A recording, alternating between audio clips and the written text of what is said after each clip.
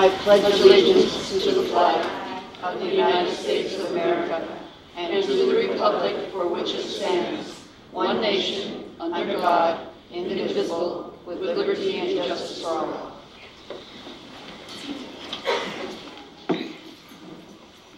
We have just returned from closed session where we discussed public employee appointment, employee discipline, dismissal, release, conference with labor negotiators, the superintendent's evaluation, and conference with legal counsel regarding existing and anticipated litigation. No action was taken.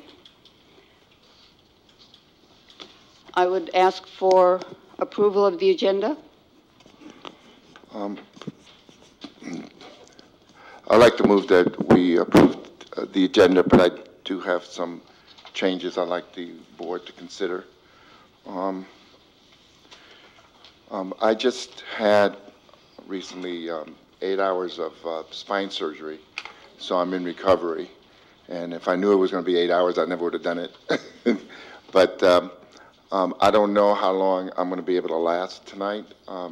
Normally, after about an hour and a half, 2 hours, I start cramping up so I might have to leave early, and I apologize.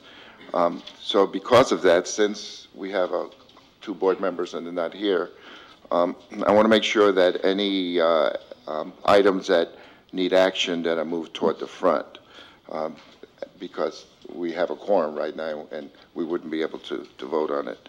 So specifically, placing consent personal items 13.1 and 13.2 immediately after 10.3, old business. So the personnel items will come first, and before 11.1, new business on tonight's agenda. The other thing that I'd like the board to consider is item 9.1, public comment on non-agenda items. I want to make sure that we finish the spotlight and and hopefully the superintendent's report before we go to public comment. And I know it's on there afterwards, but we have in the 20 years that I've been here, we've always adhered to a time. And for right now, the time is no later than 8:30. So what I'd like to do is have the board for this meeting waive that so that it would be right after, let's say, the superintendent's report or the spotlight, if that's okay. That's where it is, yeah. No, it's on there, but I just want to waive the 8:30, the time. The 8:30 time? Right. Okay. Take it in sequence. Right, take it in sequence as opposed to the time. Yeah, we always say that we will do it by 8:30. As close to 8:30 as possible. Right. By 8:30, right. Not after 8:30. Right. Okay.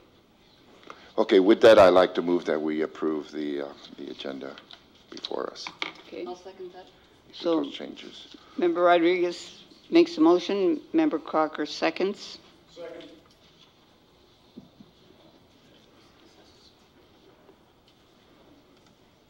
Okay. So Please now we vote. Okay.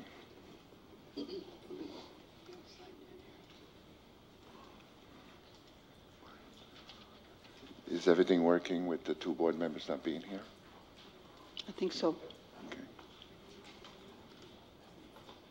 We have 4 ayes. Member Preciado.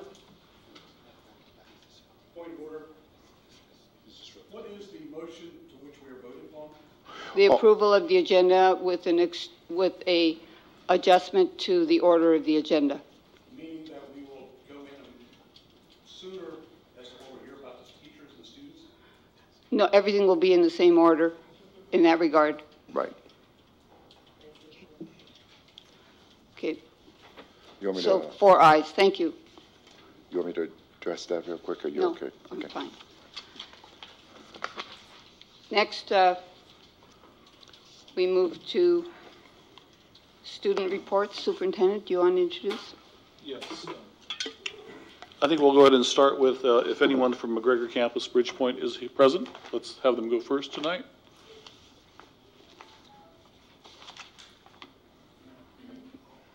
Maybe they're not here. How about Newark Junior High? Any members? There we go. Good evening. I am Joshua Limtiaco, the ASB Vice President at NJHS. Tad Kawabata, the ASB President at NJHS, isn't here today because he's not feeling well. Lots of things are happening at NJHS. We recently finished our Pennies for Patients program, which raised a total of $2,600, and it was used to raise money for patients with cancer. We also recently finished our We also finished our fundraisers. We sold cookie dough, candy, popcorn, and much more. This fundraiser raised about $20,000 used for the 8th grade promotion, school sport programs, and other stuff. Today, we also finished our 6th bully presentation of the year. These presentations help raise awareness about bullying and other topics. We are also planning our next school dance. This dance is called the Shamrock Shakedown. It will be decorated with rainbows, shamrocks, pots of gold, leprechauns, and much more. The Newark Memorial High School counselors also came to NJHS to give the 8th graders their registration forms for the classes for next year at Newark Memorial High School. Last week, we also had the 7th grade orientation at our school. It was packed. And any questions? Great job. Thank you. Thank you for your time and have a great evening.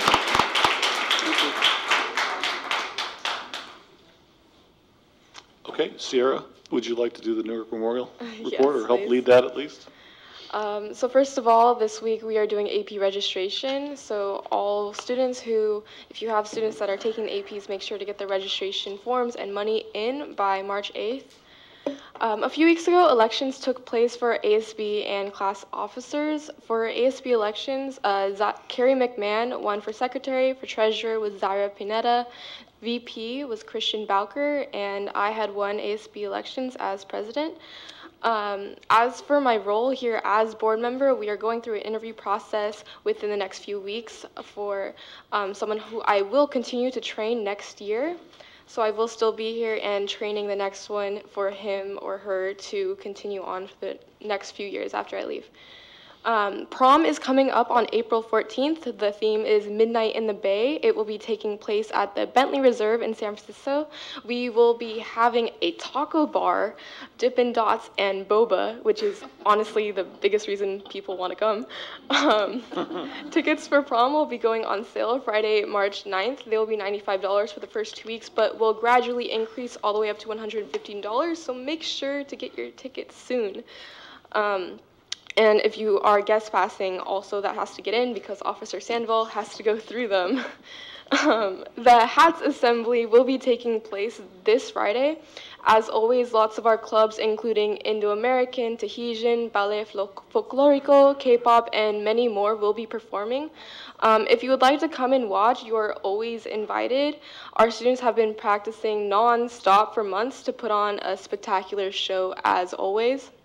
Memorial's Got Talent.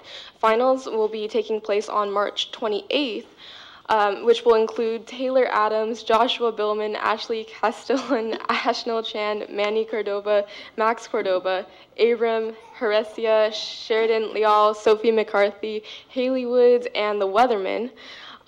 Come cheer them on and see all of our amazing students and all of the talent that they have to offer. Ohlone application workshop will be on March 8th from 2 to 8 p.m.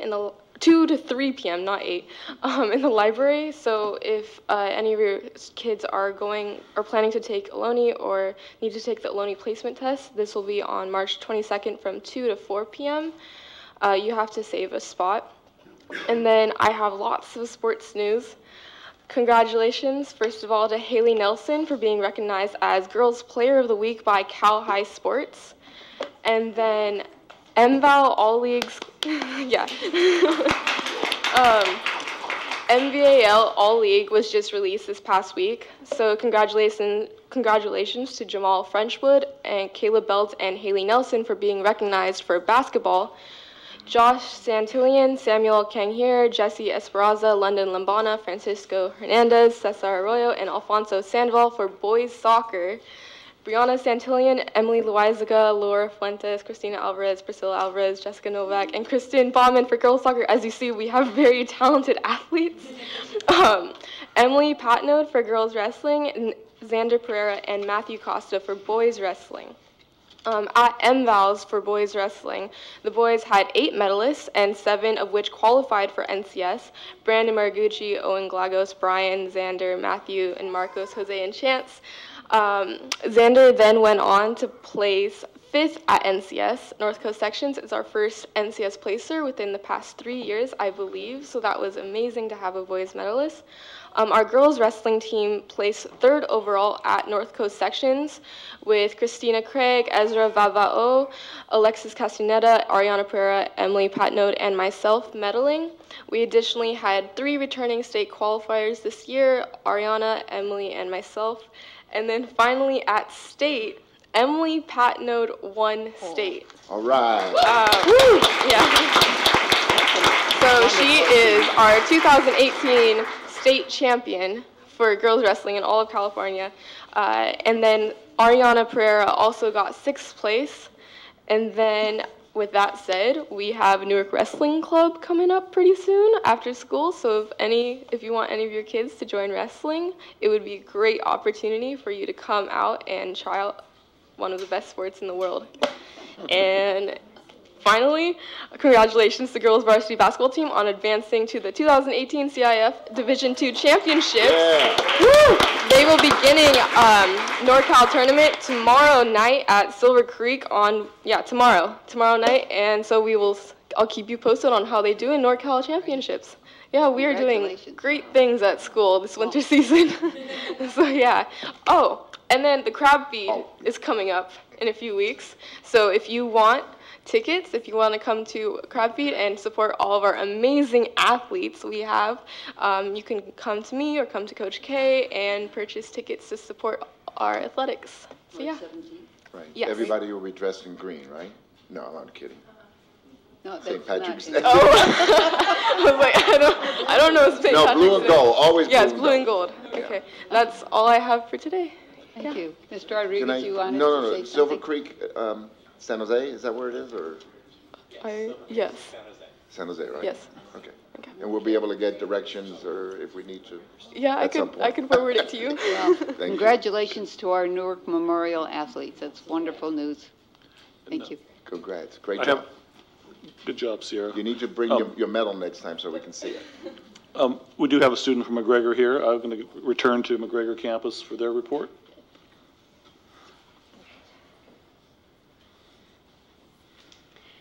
Good evening, Superintendent Sanchez, cabinet members, and board members. My name is Adriana Farrell. I'm a junior at Bridgepoint. I started school at Bridgepoint this quarter. I will be serving as your board representative. Our 3rd quarter is ending before spring break. We welcome 13 new students from Newark Memorial and other high schools. We are currently meeting with families and will have more new students for 4th quarter, which starts on April 9th. We are hoping there will be a few more early graduates at the end of 3rd quarter. Our WASC chairman, Dr. Simmons, visited our school Monday morning. He visited classrooms and met with Principal Calderon. He will be coming back on April 30th. Thank you. All right. Thank you. Good job.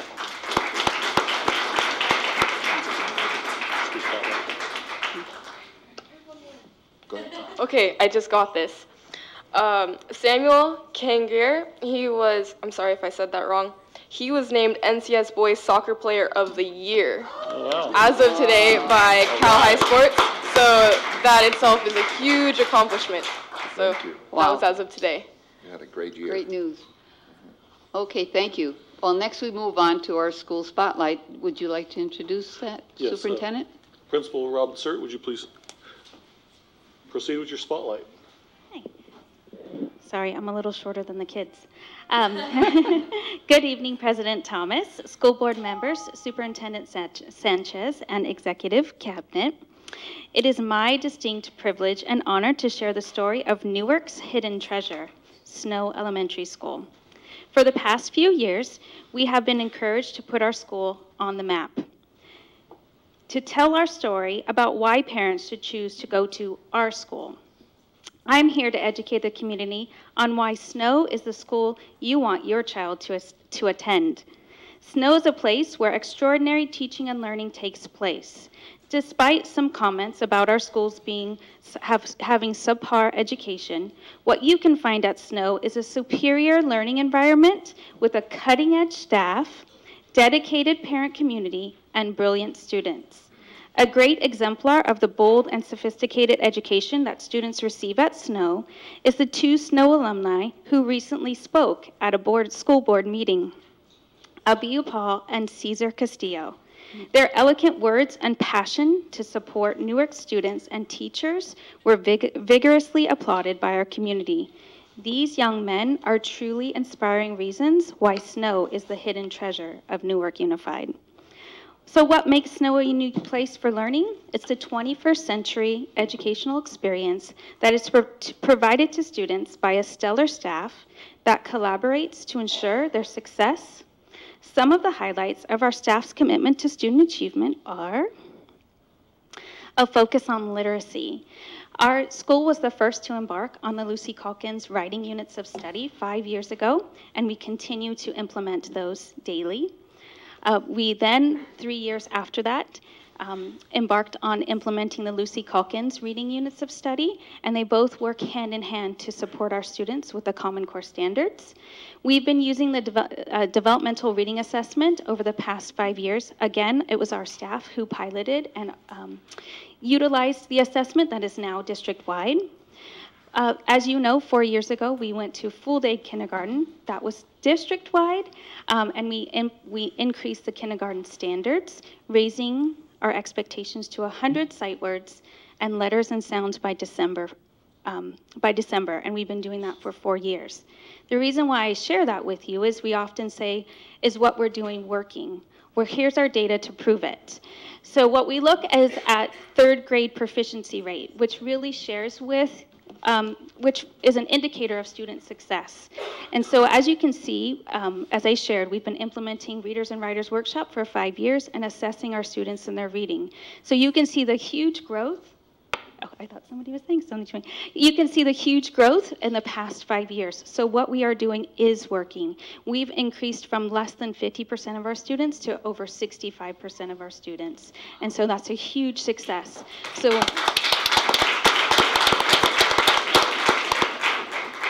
it'll be exciting to see this carry over into our CASP results as well, but that's with the hard work and dedication of a staff that was willing to put themselves out there first and try something new. So, since we've had such great success with our reading, we are, and it's not going forward for me.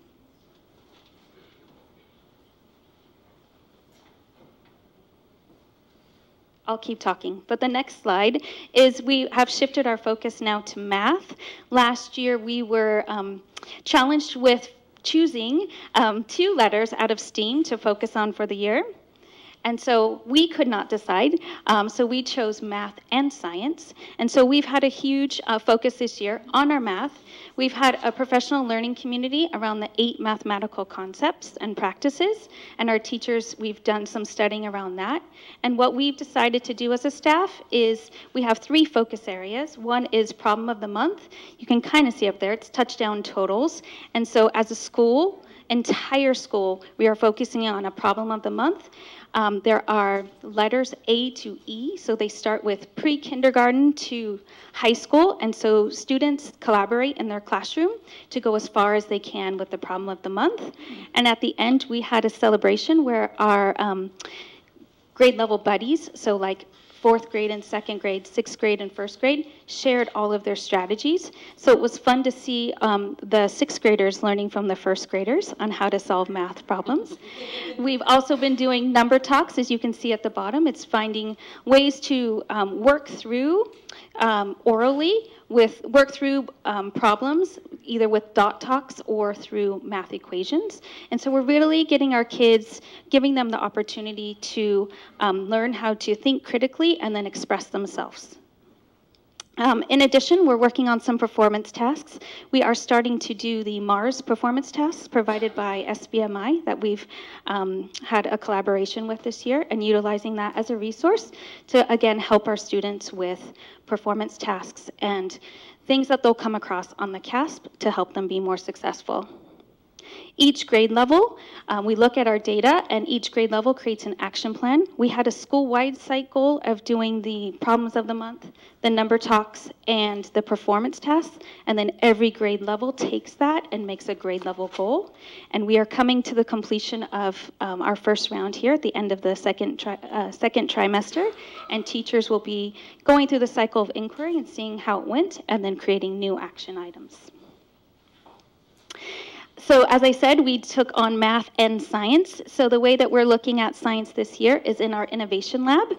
So Fridays, through our negotiations last year, we were allocated additional 90 minutes, once or twice a month, depending on the month, for additional professional development with our staff. And so we have an innovation lab where teachers come on Fridays, and we are focusing on science as far as sharing some STEM activities.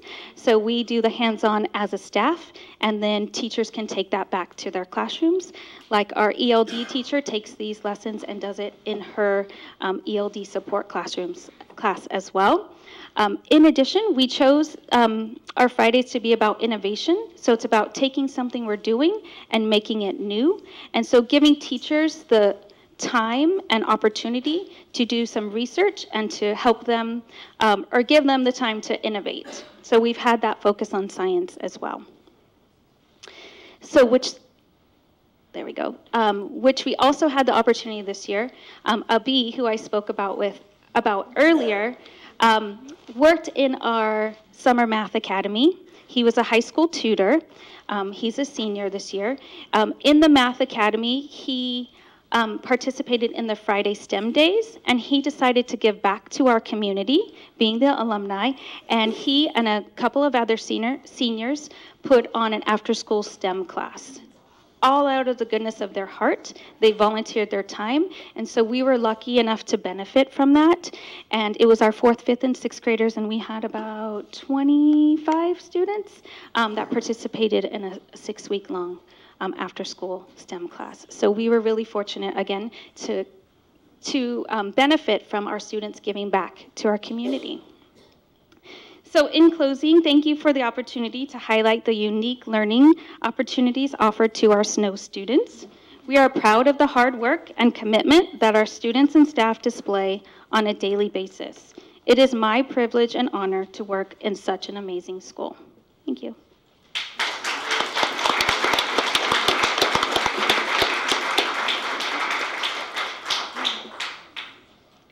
Fantastic, thank you.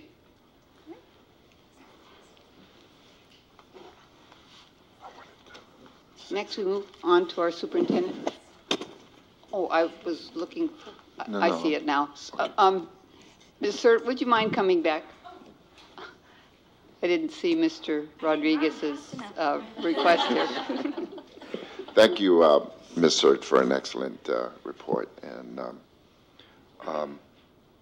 you know, going back, I've had kids at Snow Elementary starting maybe 30 years ago, and I have grandkids there now.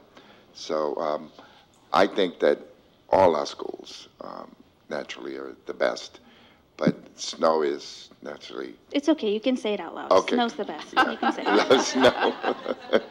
And I wanted to ask you, did you get a chance to bring any Snow parents or anything We have tonight? teachers here, I believe. Teachers. And then I know we have some alumni parents too back there, I see. So if you've ever been at Snow and wonderful and part of our community, will you stand up? Oh, great. All right.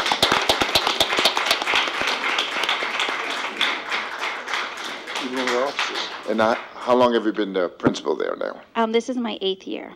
Yeah, thank you. Yeah. It's, you know, the leadership that you provided over the last 8 years.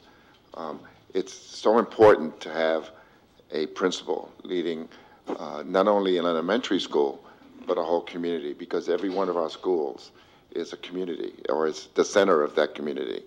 And you've done excellent in working with your staff and the kids, and you also do guard duty, right, outside? Yes. Okay. And, My favorite part of the day. yeah, right, okay. And so we appreciate what's going on at Snow, Thank you. we're very comfortable in the leadership that you're providing at Snow Elementary. We thank you. And very I'd much. like you. to add that I have visited your classrooms, and I've seen the science that setups there. I've seen how your teachers are innovative in terms of how they're using the classroom furniture.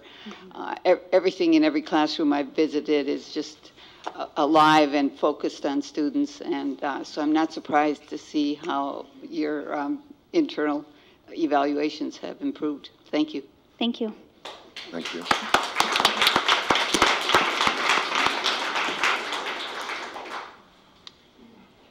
Mr. Superintendent, your report? Thank you, President Thomas, members of the board, ladies and gentlemen. This evening I prepared a document that I'm going to read from in light of budget challenges, so I'm going to read that to everyone.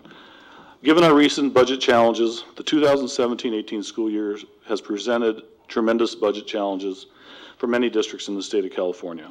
Please know that the Newark Unified School District Board of Education and Administration holds students and teachers in the highest regard. We have tried in good faith to keep reductions as far away from the classrooms as possible. We've taken many input and concerns seriously and have done our best to honor the community's wishes. A top priority for the community and everyone in the district has been to avoid reductions to classroom staff, considering that over 85% of our budget is in staffing salary costs. I feel that we have done our best to honor this priority. At the February 6th board meeting, we presented a plan that would, with the information available at the time, recommend the elimination of 20 certificated positions and increasing K-3 class size to 29-1. I'm happy to report that after thoughtful and careful consideration, we've come up with a plan that we believe will address our budget issues and honor the input we have received. Our plan is both pro-student and pro-teacher. It maintains class sizes that allow our teachers to undertake the best instructional practices and allows our counselors to provide the critical academic, social, emotional support so that they can better serve student needs. We have found a solution that will help decrease the number of reductions from the worst case scenario of cutting 20 positions to cutting only 8 positions district-wide, therefore saving 12 positions from being eliminated. We are recommending to the board this evening that the NUSD add back 2 counseling positions and save 10 teaching positions. Yes. Moreover, per the board's direction, the K-3 class size language in the collective bargaining agreement of 29-1 is to continue. However, this plan will allow staffing student ratio not to exceed 26-1 in K-3 for the 2018-19 school year. 26-1. Thank you. Our work to address our budget deficit has been historic and ongoing. Part of our challenge is that NUSD has suffered from years of declining enrollment. Then in 2009 and 2010, the state radically cut public school funding due to the recession. However, even as the state has increased funding over the past years to reach an inflation-adjusted 2007 level, they continue to add mandated costs such as shifting an increasing percentage of pension burdens to districts and employees. In essence, our funding has increased, but our mandated expenditures have increased even greater. In the face of budget cuts, this district and many others resorted to using one-time funding to maintain programs and pay for ongoing expenses. This is no longer sustainable or a practice that can continue. California schools are ranked 45th in funding compared to other states in the nation. This money isn't enough for school districts to provide quality programs and better salaries, not to mention our increased share of pensions and spiraling special education costs. I'm close to the end, but I need some water. Please be assured that none of us in Newark want to cut programs. We've had to make difficult, in some cases agonizing choices, but we have made them with the mindset that we will continue to support our students and our teachers with all available resources at our disposal. Some districts do indeed pay their employees more. Many factors play into this disparity, but there are important ones. Number one, they have higher percentages of unduplicated students and so receive more supplemental state money. Number two, their communities have passed parcel taxes. Number three, their class sizes are large. Or number four, their schools are larger. Current state funding simply isn't enough for NUSD to provide both high quality programs and higher raises. These considerations have led to some frank discussions in the community about where we as a state and a district, about where we are as a state and a district. These have not been easy conversations for our board or for our administration. These difficult times can trigger claims that we don't know how to manage money or we don't care about teachers or children. As we emerge from our fiscal crisis, and we are emerging, our goal moving forward is to live within our means. I ask that everyone reflect on the root cause of our fiscal problem, specifically inadequate funding from the state of California. The NUSD community, including our dedicated teachers, have every right to expect that our district's leadership will be fiscally responsible caretakers of our resources. We take that role very seriously. Our intention is to provide as much factual information to the public as possible. We need people to know the whole story so we are well aware of the challenges we face so we can resolve them together. Please see the attached FAQ. It will also help clarify other questions that have come up in this process. The FAQ is on the yellow sheet in the back of the room, and I'm going to share copies of the letter here in a moment. But with that, I wanted to present that to the board as our clarification of our recommendation in the budget tonight. Thank you very much. Thank you. This is certainly hopeful news, given the PKS we had to do about a month ago. Thank you. Any comments from our board members? Superintendent, thank you for you and your staff on coming up with solutions. There's more in the horizon. Right now, the board is in negotiations with our teachers NTA group, and together I'm hoping that we'll come up with other things that can be done in order to minimize having to lose teachers, and we're still losing one counselor, and in my opinion, we need twice as many counselors as we have now instead of having less. And what kids go through at the secondary level, especially when they're in junior high and high school, those of you that have been parents, not only little ones, but as they get older, know that there's more of a challenge as they get older. And and that's why we drop them off at 8 o'clock, and we hope that they're there at 3 o'clock, right? So, but I've always felt good in my heart leaving my kids at school in this community. I've been here 45 years, and knowing that they're in good hands and that they're going to get the best education possible. But there are kids that have other needs, and that's where our counselors come in. And I am so happy that we've decided to retain two counselors, and hoping that as time goes on, we can get extra money so we can have more. Thank you, Superintendent, for doing that. Appreciate it. Okay. Thank you. Hearing no other board questions, let's move to some more important things that allow us to move forward. Wrestling highlights.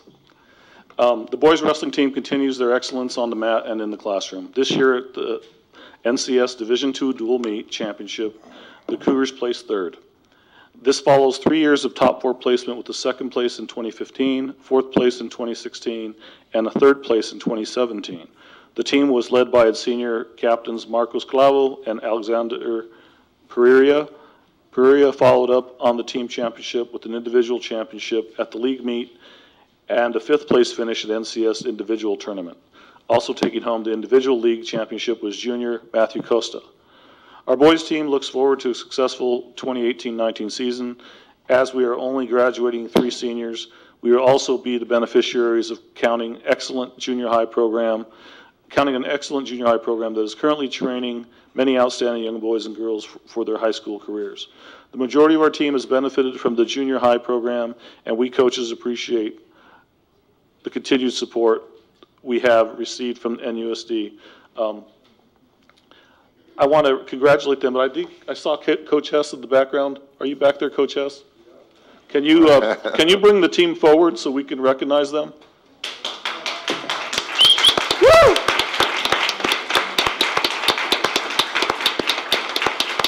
We'll do the girls team next. So the girls team will be next. So the boys team first, and then we'll bring the girls up. because we know who runs everything. This is going to be the girls. Okay. Would you introduce your coaches, Coach Hess, and then I'll read the boys' names into the record. Okay, yeah, our head boys coach is a former Newark Memorial student athlete, All right. And I know all of the boys' team may or may not be here, but if I read your name, raise your hand. But I want to read all the names into the record because this is important. So the team members. First of all, congratulations to Newark Memorial Varsity Boys Wrestling Team on placing third at North Coast Section Wrestling Championship. Team members, Moises Rodriguez. We can't see him, Superintendent. Oh, okay. Could we have them come up here so Yeah. Come that closer the to the folks board. at home can see you on Come TV? close to the board. Don't You be guys can afraid. fill in right here and face the camera right there so we can get you on TV. There we go. Moises Rodriguez, Justin Tran, Brandon Morgucci, Mark Perez, Diego Olivardia, Owen Gallegos, Anthony Osorio, Nathan Wee, Brian Barton, Matthew Costa, Marcos Calvo, Jose Rodriguez, Chance Hefter, and senior Alexander Pereira won fall by taking 5th place.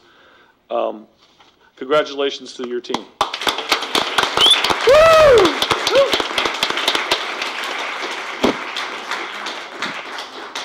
We'll let you guys shake the board's hand and then we'll get the girls. Congratulations. Hi, thank you. Congratulations. Hey, congratulations. Come around this way. Here we go. We'll start here. There you go. Congratulations. Hey, great job. Congratulations. Good job. Wing it, great job. Congratulations. Tyler Finicky needs to be added to the list. Thank you.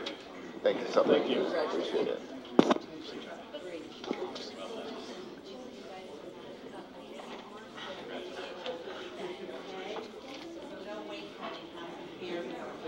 Are you proud? I don't know if they could have candy, Coach, but work with us a little bit.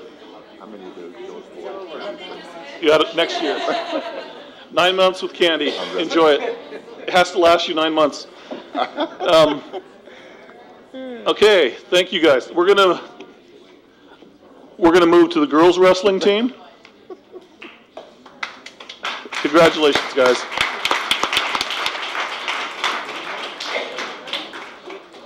The girls wrestling team has had a quite impressive season as well. They've been top finishers in several tournaments this season, including 3rd at the North Coast Section Championships and 10th at the California State Wrestling Championships. So tournament placings, before I do that, is the girls wrestling coach here? Yes. All right, there you are. So we brought more than just our state qualifiers.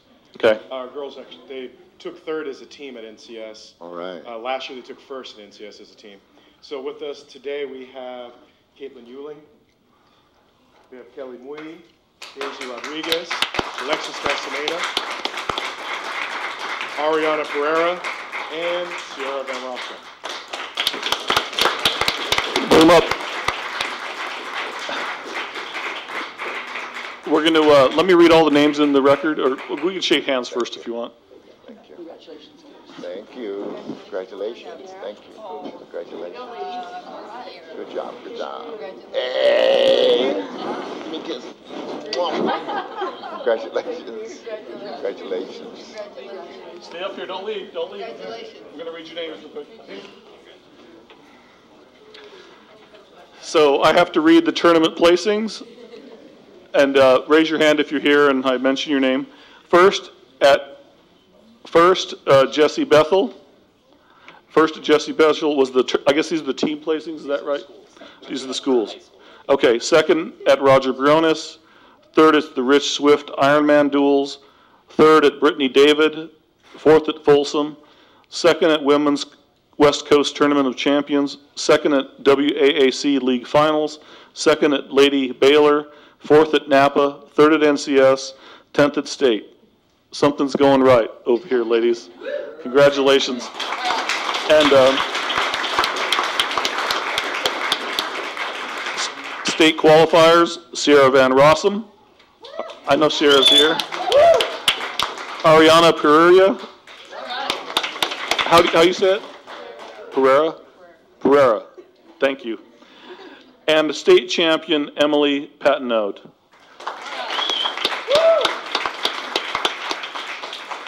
And I think what's most telling from what I hear from the coaches, not just the win, but just the fine young people that these young ladies have become, and the way they work as a team, and we're really proud of you. So congratulations, ladies.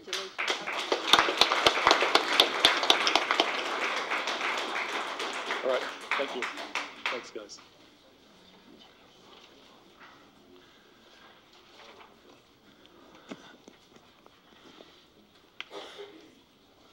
There's no doubt in my mind that two out of three matches, the girls can beat the boys anytime.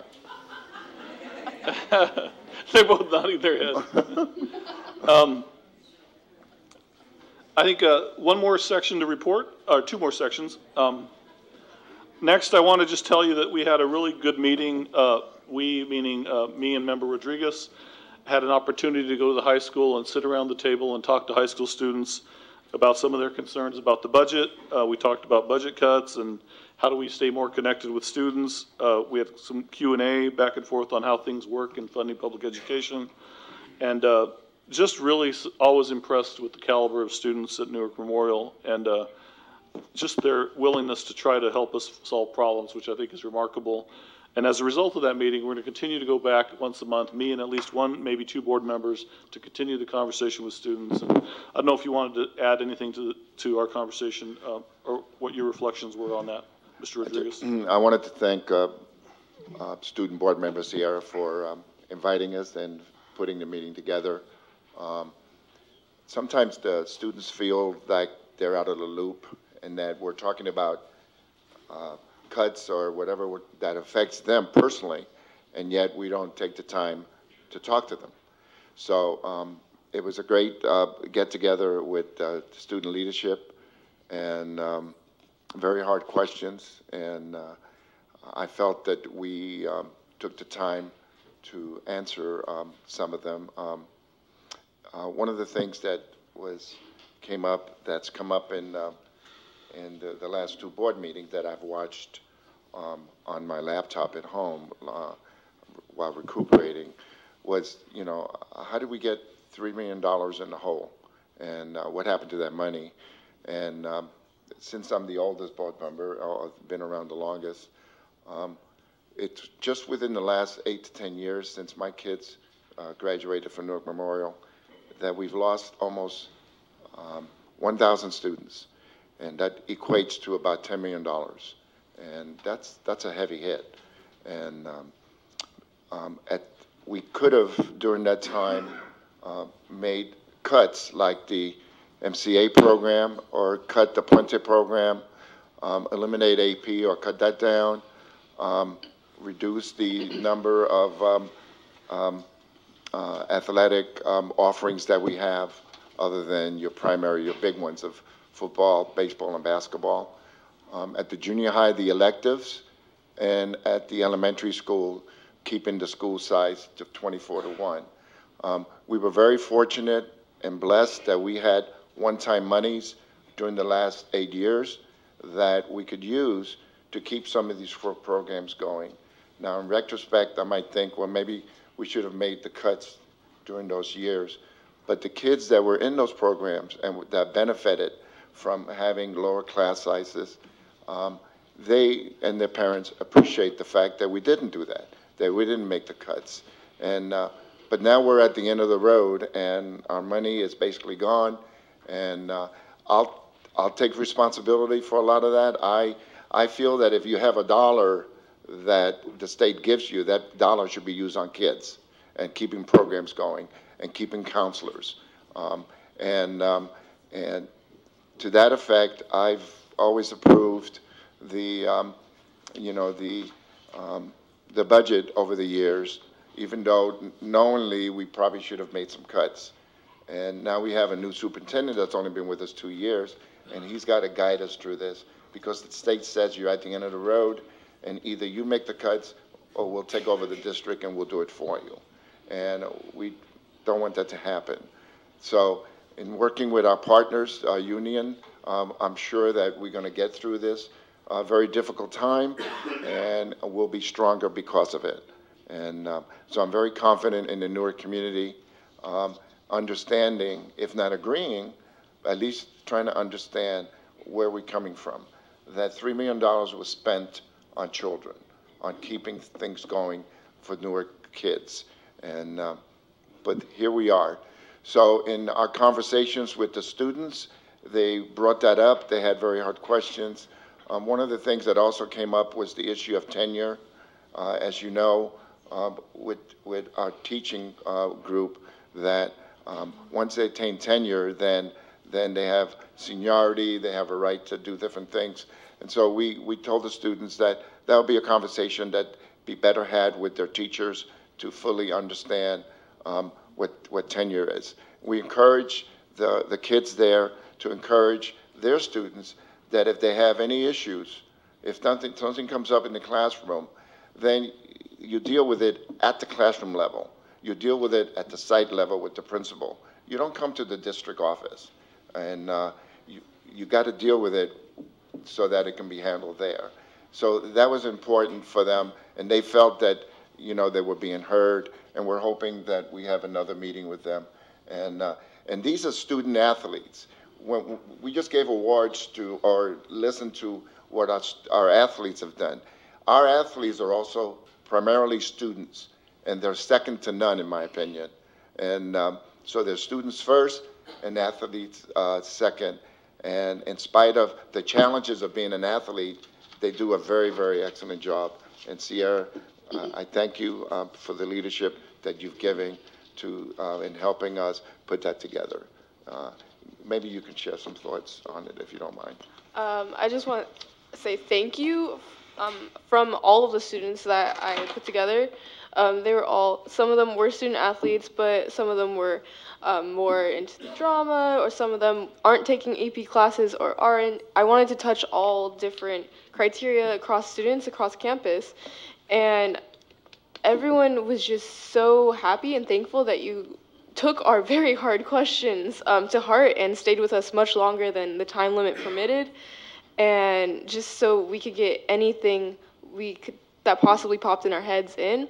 And we've already been putting together like a name, like, oh, superintendents, like student council cabinet or whatnot, that Good. We want to come back and we want to have a say and have a bigger role within what's going on in the board and what's going on in the district. And I'm very thankful and happy that I'm able to get the students connected in that way and really involved in what's going on around our district. And so that will be in work in progress within the next few months of really getting down the concrete details on everything.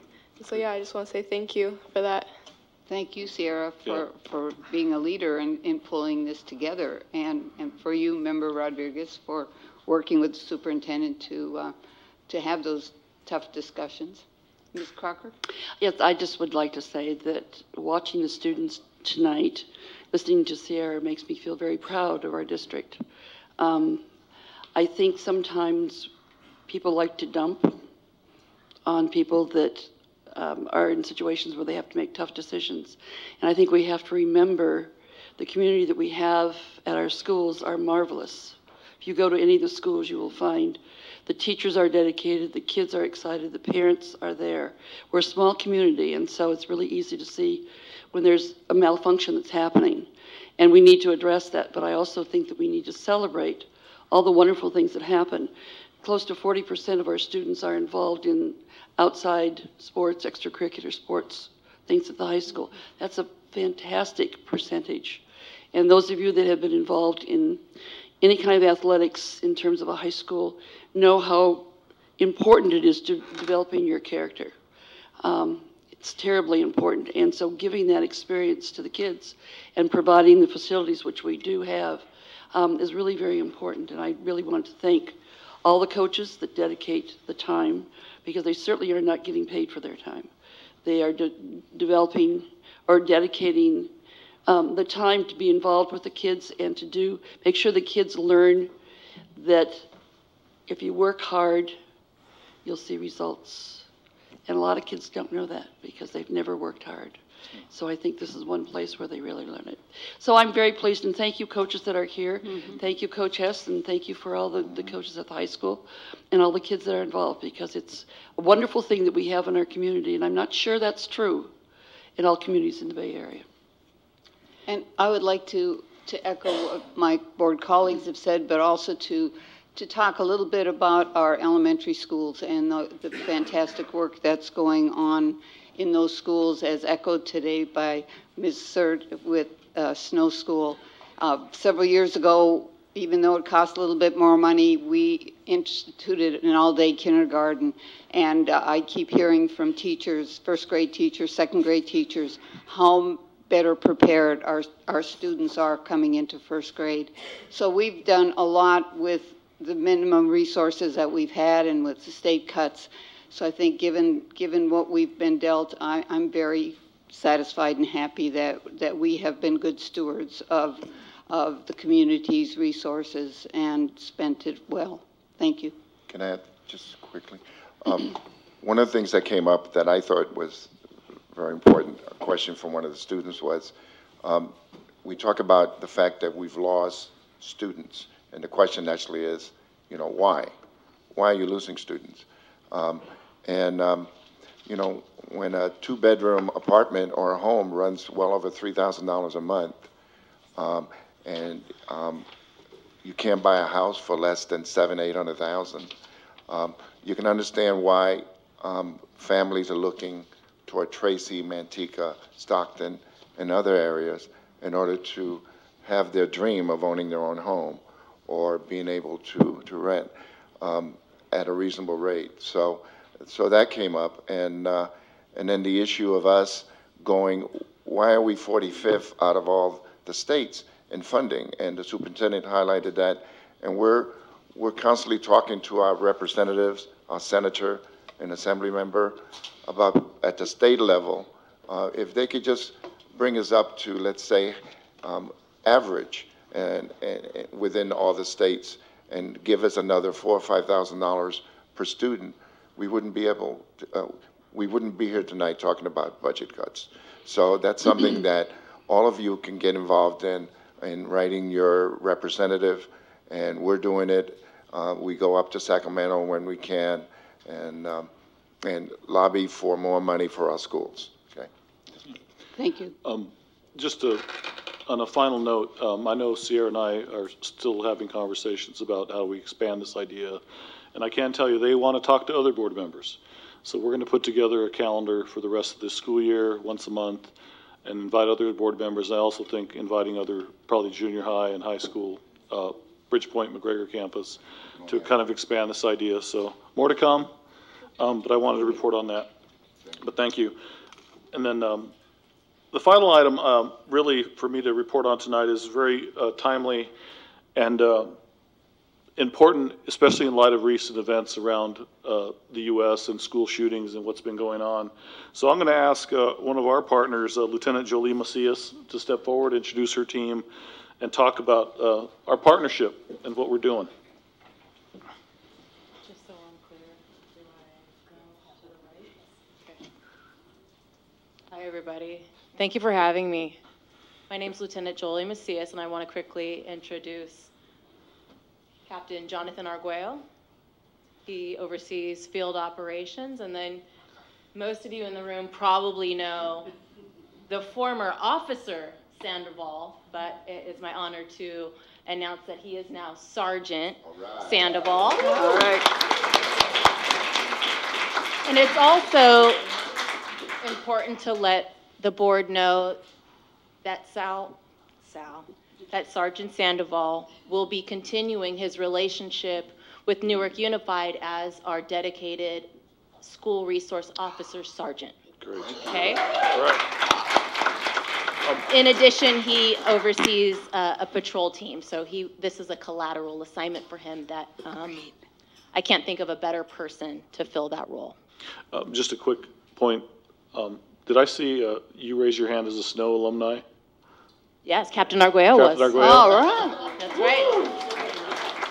All right. That's all. Thank you. It's so weird that I see. Proceed, sorry. I know, Here, it's right? awkward. So, first off, everybody, Superintendent Sanchez asked me to come tonight to give a little bit of information about a very important training exercise that we are planning and coordinating. So the police department is working in conjunction with Alameda County Fire Department. We're working with paramedics, plus we're working with Alameda County EMS, Mission Valley ROP, and then of course Newark Memorial High School to put on a 2-day training event that's going to be at Newark Memorial High School and in our event center. The dates are Monday, May 21st and Thursday, May 24th. When I walked in. So I want to just clarify, that means on those days, there'll be a lot of police there, but there's not going to be a problem. Yeah, and I'll get into all of that, Okay, guys. thank you.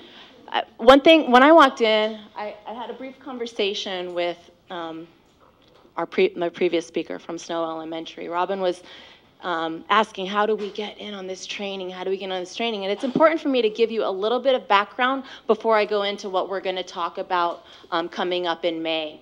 So a couple things that we've already done, and this has really been spearheaded by Sergeant Sandoval, is putting on some training that you guys are probably already aware that has occurred at the high school. They put together a very comprehensive site safety plan and done a run, hide, fight type training for the school staff.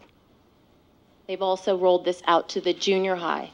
The next phase, and that's where my conversation with Robin comes in, is we are working now to roll this out to the elementary schools as well. So I just wanted to give you guys a little background on educating all of the school staff and administrators if an event like this happens. So moving forward, our goal for this training that we're putting together is mainly to instill confidence in our community here that Newark Unified School District is doing everything in our power to ensure the safety of our kids, okay?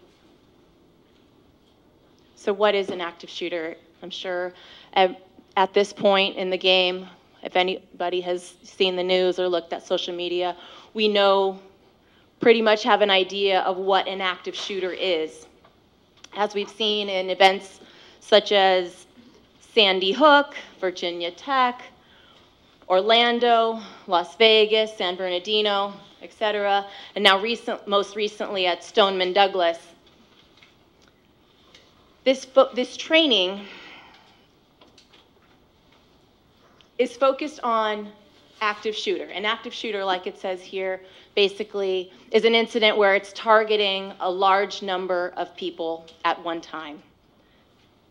The training that we're going to put together isn't necessarily just how to respond to an active event, an active shooting event.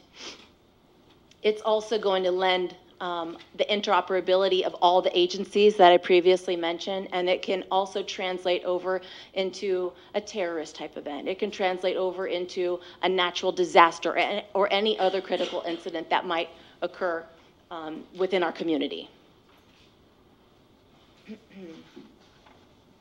Again, what is an active shooter? It's basically an individual actively engaged in killing or attempting to kill people confined in a largely populated area.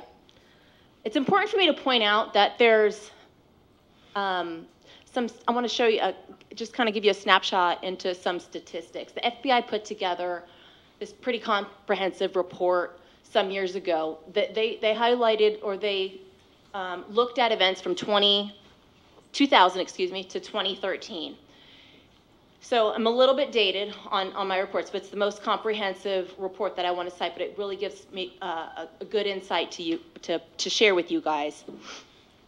Of those incidents that they looked at, it was over 486 incidents, I think, total in that time span. 69% of them ended in less than 5 minutes. Okay? out of 64 of the incidents is when they could discern an actual time frame of how, from beginning to end. And out of those 64, only 23 of them ended in less than 2 minutes. Therefore, it's so important for me to emphasize. I'm going to show you a little video. And basically, the video highlights the model what we're going to approach with. And it's called utilizing a rescue task force model. The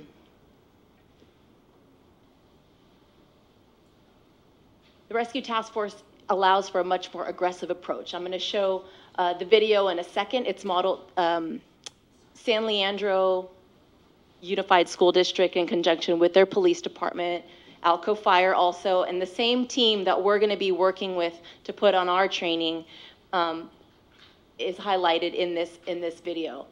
And then I just wanted to touch upon this picture that I added in the mix here.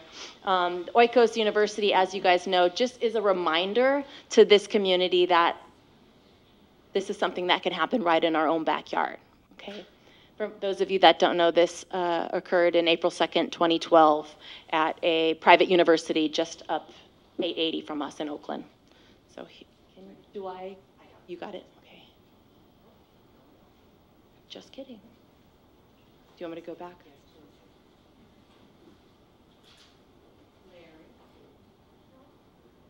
Larry's got it.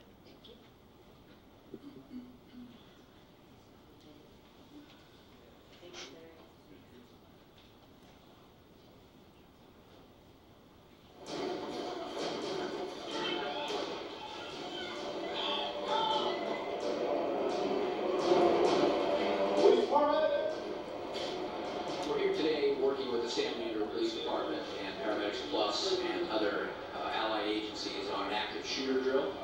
And the purpose of the drill is twofold. We're practicing the command and control aspect, and we're also practicing the tactical aspect.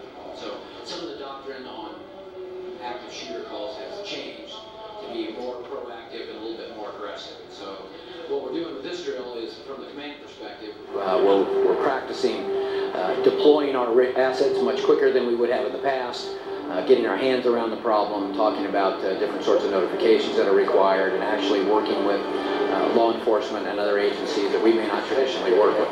On the tactical end of things, we are pairing up our firefighter paramedics and our other fire personnel with law enforcement and members of Paramedics Plus and other agencies to go in and make quick rescues in a warm zone environment whereby the police have taken care of the threat, and but we still have people that are injured, and our mission is to get in and do quick extraction and provide some medical care outside of the target building. They followed a script that was really calculated out to really run like this scenario, and what it was is our people that are really in charge of our force options training did a lot of research throughout the nation, different incidents, so they really tried to keep it like a reality-based training. Well, once the officers responded to the call, including a dispatch script, they were facing students with real type of injuries, and once we brought the fire department in, the Paramedics Plus staff, to start dealing with those injuries, they had dialogue with the officers or firefighters, and they really resolved it like they really would a real situation. Well, historically, when there was a shooter type situation, law enforcement wouldn't go in. They weren't sure. They'd wait for a SWAT team. And of course, we know that could be a significant delay. So incidents like Columbine, Virginia Tech really changed the thought of law enforcement so that they know they need to get in there quickly. So that paradigm has shifted. Another interesting change has been that law enforcement realizes they have to have their own medical capabilities. So a lot of SWAT officers and patrol officers now have medical training and equipment to deal with what we call self-care and buddy care. Another paradigm shift is, instead of having two command posts, a fire command post and a law command post, it really needs to be a unified command post. And so the right people at the right level are making the right decisions together. Lockdown drills are new, to schools, but for years we've been doing fire drills, earthquake drills. I think hopefully we'll see in the future that we'll think of all the scenarios. We have bomb threats, intruders on campus. For years, what we've seen is something happens in a school, like Columbine, and we all react. We practice, but then we don't practice and practice and practice. So I think it's the goal would be to make sure we just keep it on our mind and just keep practicing. It should be part of our culture.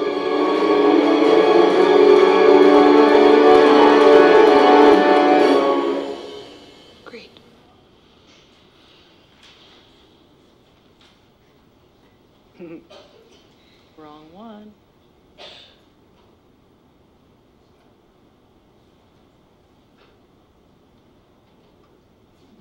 So can you go to the white slide? You see the white slide? Yeah. So at the end of that video, it showed all the partners that worked in conjunction to put on that training. And I wanted to kind of visualize for everybody who's going to be working together on our training day. It's Newark Unified, the police department. It's important for me to point out the top middle emblem. That's Alameda County EMS. And the person that that I've partnered up with in helping us facilitate the EMS, the coordination and training for the paramedics and the firefighters, is a man called Jim Morrissey, and he was a former tactical medic for the FBI. He is currently Alameda County Terrorism Preparedness Director, and he's additionally a tactical medical specialist that has done all sorts of extensive training, not just within our own country, but around the world. It was real nice. I want to brag a little bit about my staff here. Yesterday, he came out and did a site survey with us at the high school. He took a look at the site plan, or the site safety plan, that Sergeant Sandoval put together for Newark Memorial High School, and he was impressed. He expressed that we are leaps and bounds ahead of many other agencies that he's worked with across the country. So I'm really proud to say that, but also just giving you a little insight in the caliber of person that we're going to be working with to put on this training. A couple things in preparing us for this day, and like you pointed out, there's going to be a lot of police cars, a lot of first responders, fire rigs, ambulances, etc. at the high school while school's in session. So some things we're going to have to do ahead of time is an extensive notification process. We're going to do the all call for student and parent notify. We're going to utilize student role players for our exercise. We're going to utilize the ROP, law enforcement students. We're also going to tap into the fire science students at the Stevenson campus. Additionally, we're going to work with the theater program to help us with the application of theatrical makeup to make it very realistic. One of the vice principals had an excellent idea. I'm looking forward to us implementing. The media class is going to do an end of the year project to make this a learning exercise for them as well. They're going to do interviews and put together their own end of the year a video. So that's going to be something we're working in. But additionally, I just wanted to point out that we're going to do notifications to all the neighbors in the area with a mailer.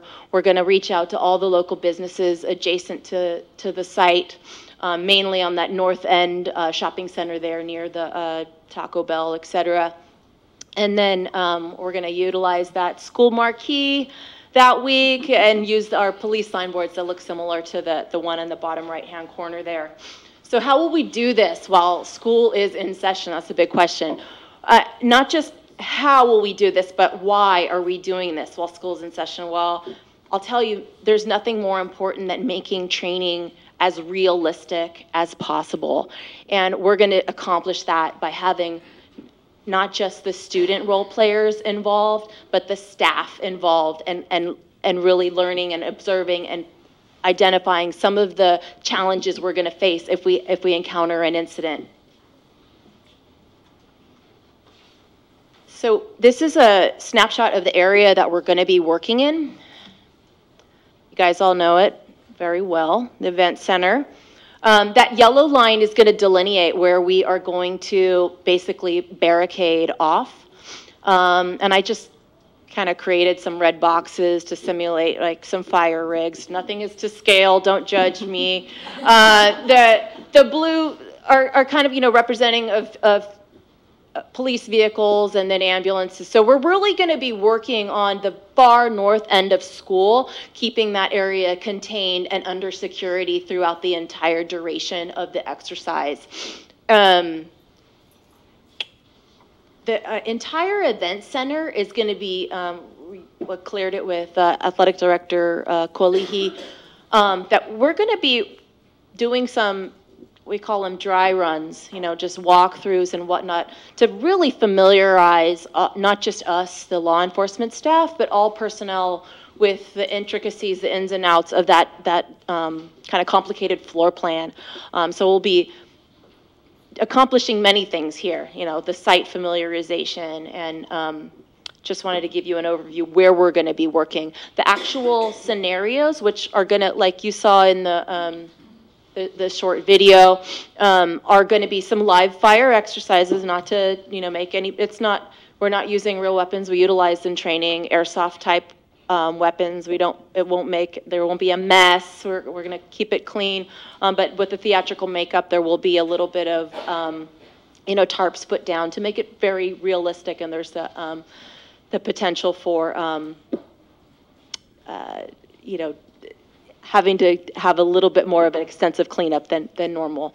And then lastly, the actual scenarios when we work together. We're going to do some classroom training for our medical personnel, law enforcement personnel, but then utilizing that north end wing of classrooms inside the event center for our actual exercises. So some other considerations that people are probably wondering how it's going to go down. If school's in session, we're going to keep the morning pickup drop-off consistent throughout the day. We're going to just make sure that our barricades allow for that regular horseshoe pickup drop-off of kids. Like I mentioned before, the security will be posted at all entrances to ensure that we don't get some very looky-loos or stragglers who want to come in and participate. And then I also put in here, because we're doing student participation, I know how this goes sometimes when we have student role players. Sometimes they get a little antsy if they're not, entertained throughout the whole time. So what the Alameda County EMS has a campaign called Stop the Bleeding, and they're going to get additional training while they have some downtime. They're not going to be doing their role playing, but they're going to be learning how to do tourniquet application and some basic first aid stuff, and that's going to be spearheaded by our partners at Alameda County EMS. And then lastly, the site familiarization, like I mentioned, doing the walkthroughs in the event center. And then this is one thing I'll have to vet through Principal Huerta, but I think she'll give me the thumbs up on this, is after the end of the school day, after we've cleared out the majority of students, I want to do just walkthrough of the entire campus with the various staff, just to make sure that everybody knows where is the theater, where's the Star Lab, where's, so it's just a second nature. If we get a call from somebody, we know where to go to immediately. So lastly, I just wanted to just point out that this is something that is super important. I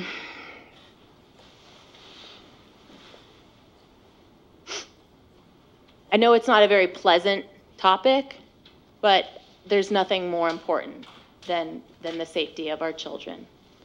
So I just wanted to point out that this training is just the crux of the immediate response. There are many additional layers that we're going to have to we're going to encounter and uncover on our training days. And one of those things that we already started discussing is this next piece. Although we do have a great site safety plan where we've identified rally points at the high school, and we've identified that at the junior high, and we're working toward that for all of our elementaries.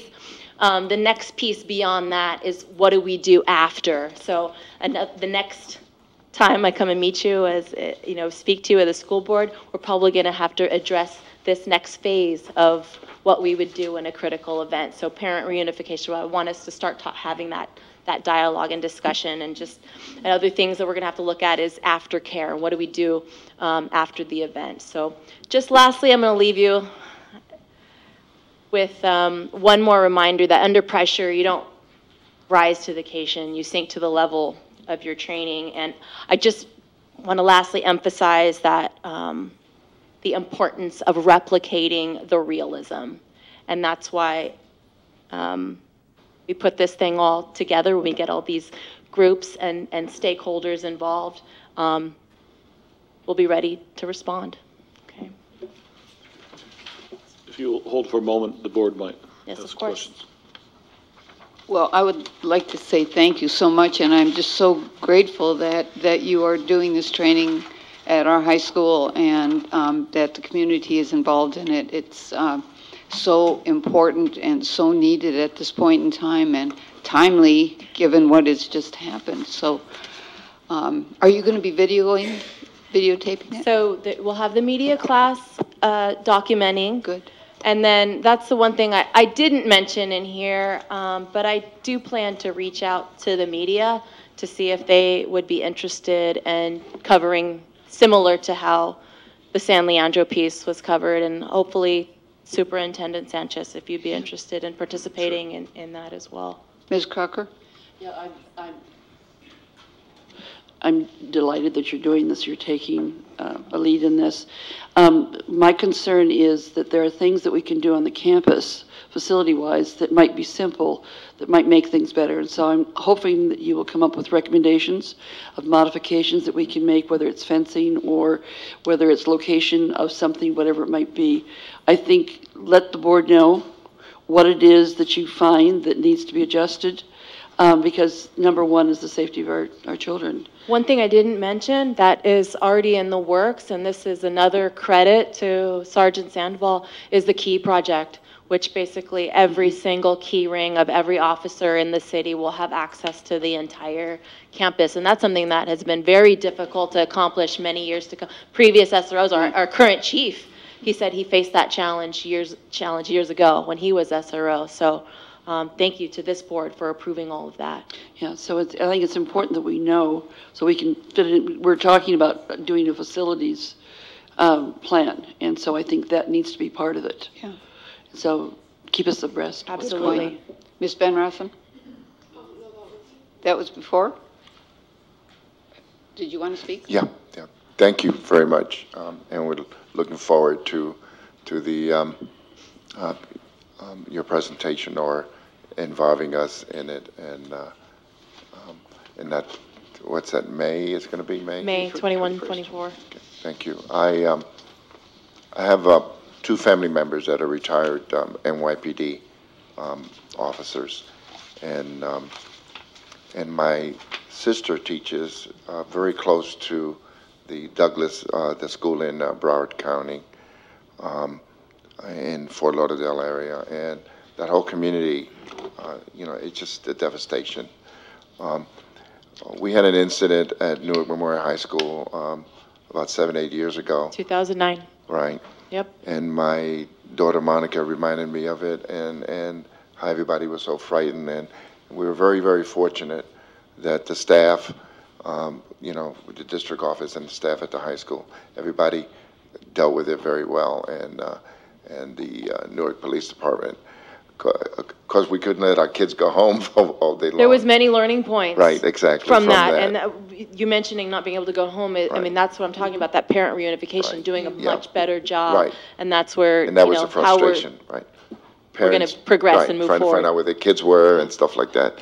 So I'm glad you're doing this, and I really appreciate the partnership, especially with the, Mission Valley RP and their classes there, and the fire department, everybody involved.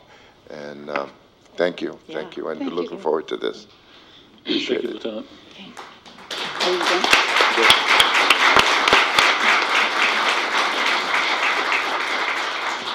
Next, as we move on to public comment on non-agenda items, I'd like to say that our protocol allows that we can stop public comment after half an hour and then resume it at the end of the meeting.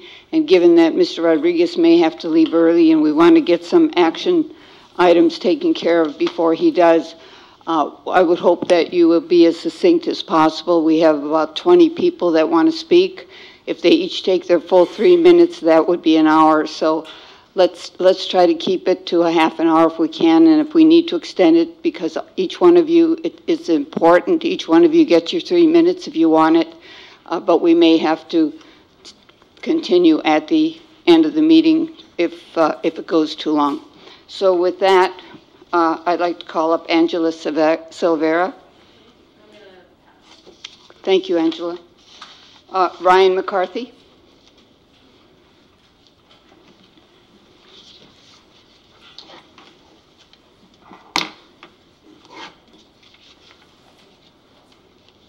Hello. I've been here a couple of times. I haven't mentioned before that I'm an attorney. I have right now one client, a car manufacturer that's local. Prior to that, a number of clients. But when I'm not serving my clients sufficiently, they have the ability to fire me, get somebody else. That doesn't take a quote act of Congress. It's simply just an email. We're not working with you. Send your file to somebody else. So that's thankfully it hasn't happened to me, but it could happen, and I'm prepared for that. And it reflects to me that I need to take seriously what my clients ask for me. We're your clients, the board. We're your clients, and we can't just send you an email and say, send your file to somebody else. We have to do something else. So we are doing something else. And I have here, there's one member missing, but I have here for Mr. Rodriguez, Ms. Crocker, our notice of intention to circulate recall petition. This was filed. I have a courtesy copy for you today. If you want to take it, you're getting it by certified mail. And the registrar of voters will have it, and you'll have the opportunity to respond. Since September, when we started talking about fiscal things, there have been numerous opportunities for the board to step up and make the district do something right. And every single opportunity you've had, you've not done it. What do you expect from us? We ask you over and over and over, do the right thing. Mr. Sanchez said, we're not going to touch the classes. The first thing we heard about is we're touching the classes. We're getting rid of counselors, we're getting rid of teachers. Our classroom sizes are going bigger, bigger, and bigger. 45 students in a classroom at the junior high or high school, if you allow it, and not a word from you. Stare at me, stare at us, we keep coming back. I'd rather be at home watching, what's on tonight? I don't know. Sports Center? Okay. Warriors. CNN. Okay. South Park, whatever's on, I don't care. I'd rather be somewhere else. But I'm here to ask again, do the right thing. Do the right thing. And if you won't do the right thing, then you don't have to take this copy right now because it's going by certified mail, which is what the code requires, and we are doing that. So if you want to read it, that's fine, you get a heads up. But I'll take it back with me, and Mr. Preciado will get his also by certified mail. But it is time to listen. And when Mr. Sanchez says, I'm going to listen to the community, and we tell him, don't touch the classes, and then he proposes, let's touch the classes, it's up to you guys. Am I at 3 minutes already? Yes. Yeah. Holy crap, that was fast. Yep. Okay. Thank you. If anybody wants this, I'm in the back, or I'll take it right now, but I don't want to approach. So thank you. Thank you.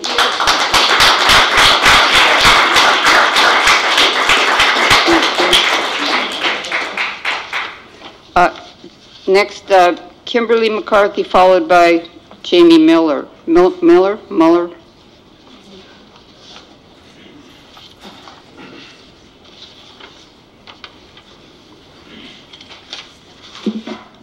Just to touch really quickly on the jobs that you said you saved. You said you saved 12 teaching jobs, so that you're only letting go 8. That also doesn't include the 15 temporary teachers that are potentially being let go. So we are losing not just 8, but potentially up to about 23. So just so everybody's aware, it may not be 8, it may be far more than that. In the wake of the recent school shooting in Florida, not to mention countless other mass shootings that have occurred at all schools across this country, I find it morally reprehensible and unconscionable to even consider removing a single counselor. It isn't within your power to change the lenient gun laws in this country, but what you can do is make sure our students here in Newark are seen, that they are heard, and that they have support. When you raise class sizes, the teacher spends less and less time with each student, so she sees them less, hears them less, and provides them with less support. Taking away our guidance counselors is literally taking away the one person our students can go to with any problems, be it at home or at school. Regardless of where you stand on the gun debate, I think everyone can agree that we need more focus on mental health and emotional stability of our children. Who will these kids talk to when there isn't anyone there? We cannot guarantee that everyone has access to personal health care with mental health benefits, but you can give them a teacher who doesn't have 35 to 40 students per class, one who can see, hear, and support them. You can provide a guidance counselor, one who has time to see students in a crisis without making an appointment 3 weeks ahead of time, not one who is assigned to 3,000 students. You have shown a complete lack of empathy for our students. You expect our outstanding teachers to continue to do the same job year after year, adding more and more students to their classrooms, and refuse to negotiate a fair contract with them for the work that they do. I'm not sure how a guidance counselor responsible for 3,000 students is in any way going to meet the needs of any of them. Did you know that the recommended guidance counselor to student ratio recommended by the California Board of Education is 1 for every 364 high school students and 1 to every 461 junior high students?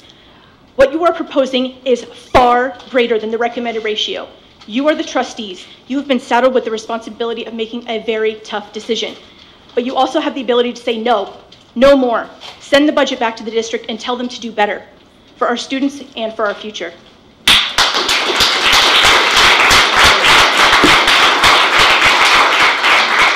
Jamie Miller.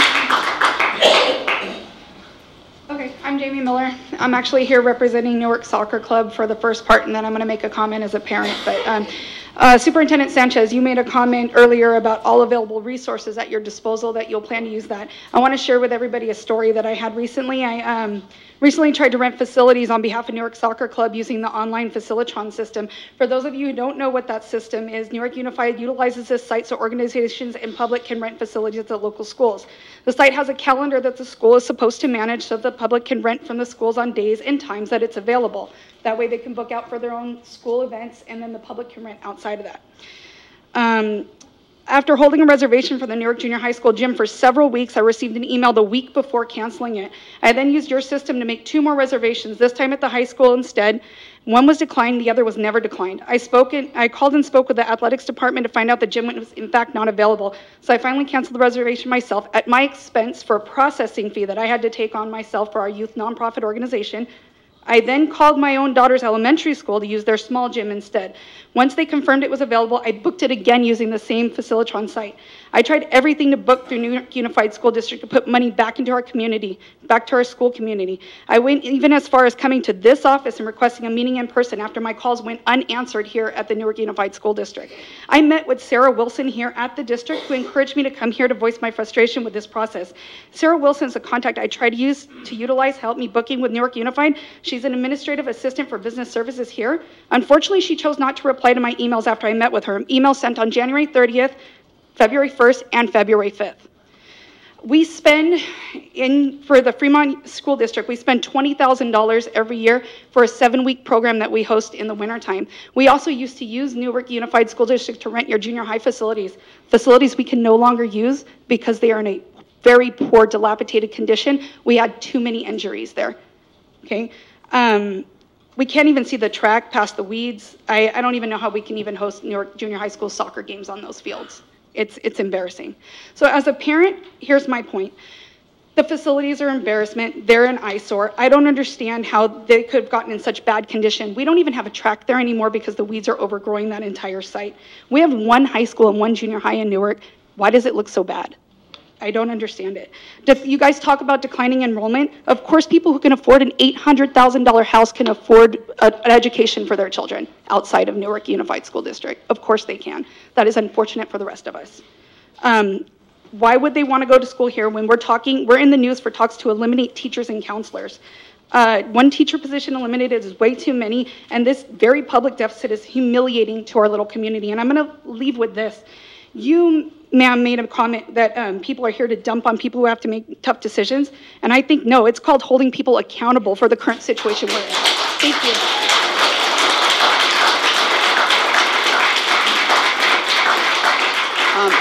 Thank you. Could I please ask that staff follow up with Ms. Miller on some of these issues and see if we can help with any transaction fees that she had to pay? Next, Sam Matsumoto, followed by Rachel Bloom.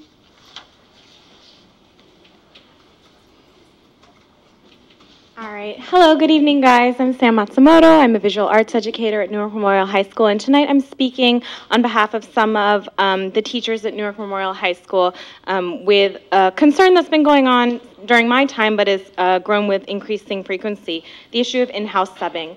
So as the community may or may not know, and I know it's different at the elementary sites and probably at the junior sites, high school teachers get one prep period a day to, take care of their 100 to 225 students, their grading, their planning, all that. And some teachers need a little bit of extra money. They're happy to in-house sub, cover another teacher's class when they're not available, no big deal. But recently, just in the past month, there have been several weeks where we've been required to in-house sub 2 to 3 times a week. So out of our roughly 5 hours to take care of, our massive, student load and adequately prepare for them, in addition to the hours we already volunteer on top of that, we have to go in and cover someone else's class. Just losing that precious time is straining on top of the job site. It's exacerbating on top of everything that's going on and really not helping morale. So I would just hope that we can maybe do some more active recruiting. I've talked to several of the guest teachers, and sometimes it's not about pay. For some of them, it's really just about how they're treated as employees and respected, and how they're sent throughout the district. So some of it isn't about money, and some of it is. We know that the surrounding districts do pay more. So I would just, I'm just here to kind of advocate on behalf of my fellow members and hope that, I know we have a lot to do, but that we could also pay attention to this issue as well. Thank you. Thank you.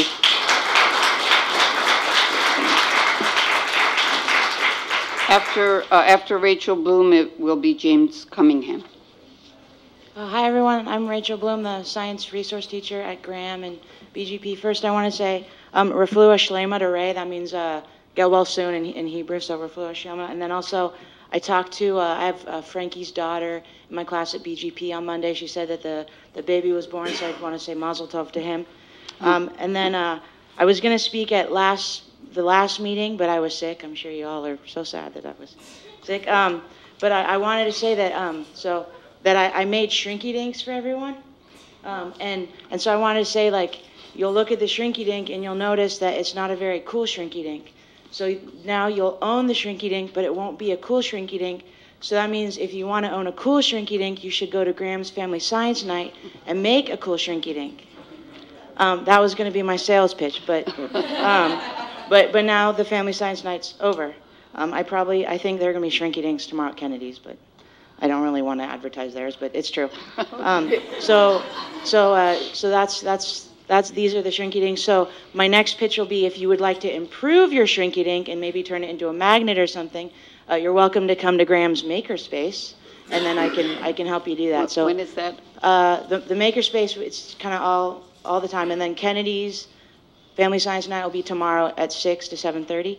So here are the Shrinky Dinks, and then the fourth thing I wanted to say to try to entice you to come to Graham is next Wednesday on 3/14. Hint, hint.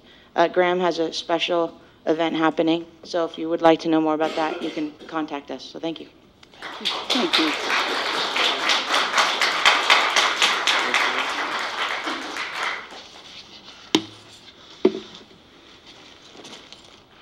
Superintendent Sanchez, fellow board members, staff of the New York High School, parents, and students. My name is James Cunningham. My son is in the 7th grade, doing excellent at your school. He's a 504 student. The teachers there are excelling in ways I couldn't believe possible. He went from a failure student this first marking period to B average now. I appreciate the fact that you have reduced the numbers of teachers to which that will not be dismissed. However, there's still apparently 8, and in some cases maybe more, with attempts. 60% saving is great. Still have 40% to go. I would like to propose a suggestion. Maybe you have looked at it, maybe you have not, of a buyout. I myself am an ex-union representative of UAW, General Motors, and president of union. I know that buyouts work. We use them very well and efficiently for General Motors. We reduced our numbers dramatically in 2008 based on that. I looked up the records of the pay for people who have tenure and have been here several years. And I'm sure some of them would certainly welcome an opportunity to retire with a buyout. Their pay runs on the average of $90,000 to $115,000 by public records of 2016. The teachers to which you're proposing to lay off is about $37,000. So if we can just get 2 or 3 teachers that are willing to take some sort of a buyout, we can save even more positions. Have you looked into that? Yes. You have. And what was the outcome? It wouldn't be as high a yield as we'd like it to be, but we could relook at it. But anyway, I shouldn't be interacting with you. Okay, do I need to bring this up in new business to propose this? No, I think that, no, I don't think so. So it will be addressed? It has been addressed. We've looked at it. Okay, I understand it has been.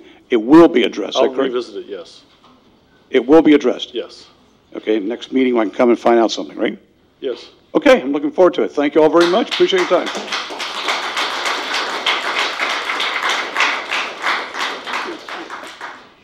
Mr. Knoop, followed by Megan Knowles.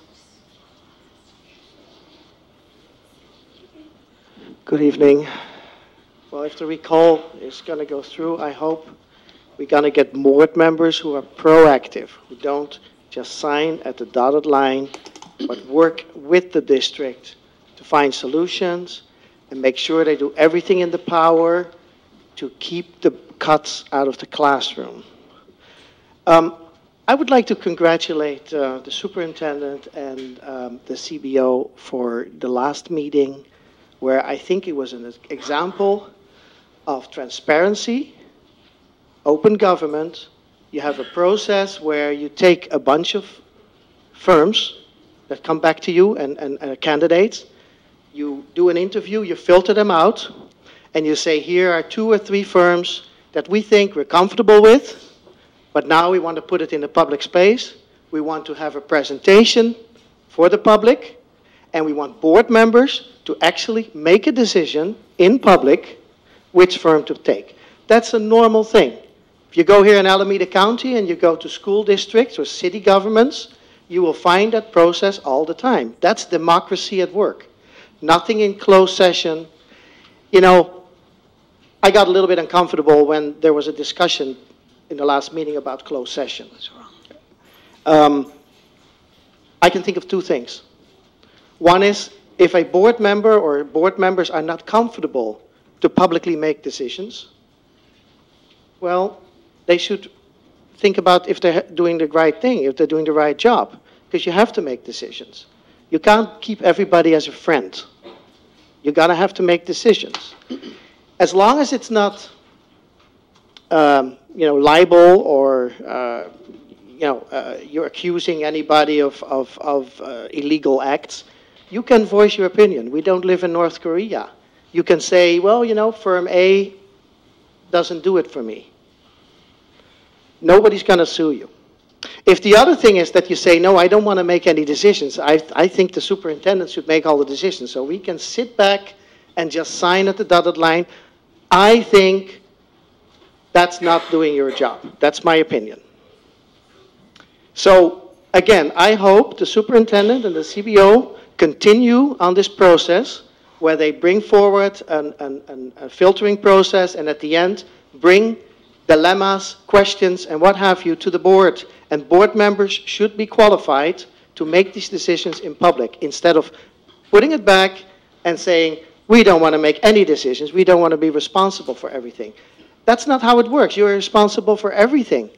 And you should do everything in your power to give your vote and let the public in Newark know why you're standing for. Thank you.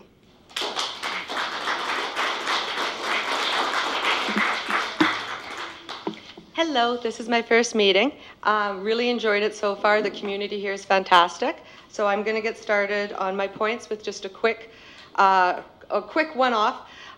During the meeting itself, there was discussion about how children's education priorities were put ahead from 10 years ago, and you didn't want to take away their ability to learn 10 years ago. Unfortunately, that's now caused our children today and their ability to learn. I took issue with that. I'm a parent of a TK and third grader at Lincoln Elementary. I'd like to start by iterating how great a community this is. It is relatively small and very tight-knit. I feel it's this way because of the businesses that come out to support us, because of the families that choose to make this home, because of the teachers and support staff that choose to work here, and parent volunteers who are committed to our schools. The teachers and support staff choose it because of the community. Their salaries are not the highest in the area. Their health benefits are a mess. Their tech in their classroom is not the greatest, and they're often at a lack of resources in the classroom. Newark is a great place to live. However, our teachers and support staff are not being supported. We've made a mess out of our current financial system, our current financials, because of 20 years of mismanagement that needs to be held to account. We need our teachers to be able to teach. You remove them from classes, class sizes go up, learning quality goes down, and the all-important standardized testing scores plummet. Remove social science teachers, and our increasingly tumultuous world is even harder to understand. Remove counselors, and children's direction and emotional state have fewer outlets. You remove PE teachers, and we suggest the importance of the ever-increasing obesity epidemic and related health consequences are not a priority. I feel the district did not listen to our community when we showed up to the budget meetings. We unequivocally stated that these positions are to be protected. I understand that there are current budget restraints. That being said, I'd like to know how many administrative and executive positions at the district level have been eliminated.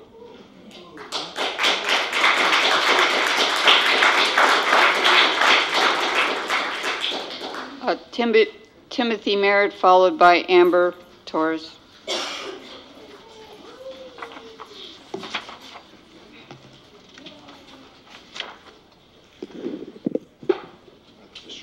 Good evening.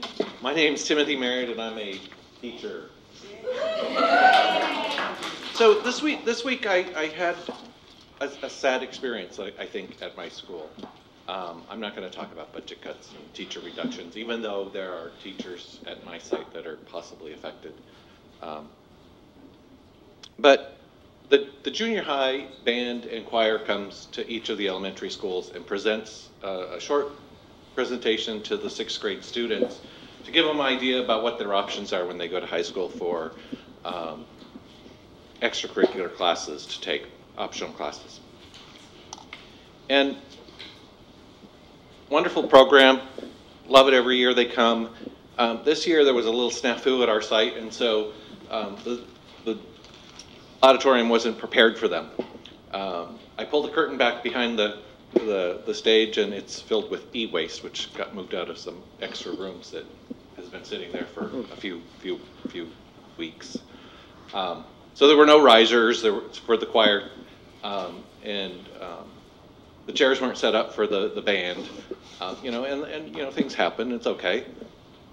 The junior high came in, and the kids were fine. They didn't care. They sat on the floor. They made do. They introduced themselves. And talked about their experience with the band and choir, and they introduced themselves and said which school they came from. They say Milani, and they're proud of that. Well, Milani doesn't exist anymore, and so half the kids clap and yay, and half the class boo, boo, boo. Then the next kid stands up and they say they're from Bunker. Half the kids clap and yay, yay, yay, and half the kids boo, boo, boo. That's not what we're teaching our kids. And another teacher said, well, we won't have to deal with that next year. And I'm not sure that we won't. Because we were promised that we were merging two schools. And I've talked about this before. I worked in retail for more years than Mr. Rodriguez has been on the board here. Hard to believe. We merged many department stores together and they became one. The name became one. Milani and Bunker are now Birch Grove. And now we're still being told, despite having a unified community, trying to unify these two communities together, two very diverse communities. We're being told as teachers that we still have to have two separate collaboration staffing meetings at the end of the year. And so if I, as a 6th grade teacher, decide that I want to go teach 1st grade, and I could do that because I student taught 1st grade, and now I have to put in for a transfer to go to my own school. So we're not teaching our kids that we're one community.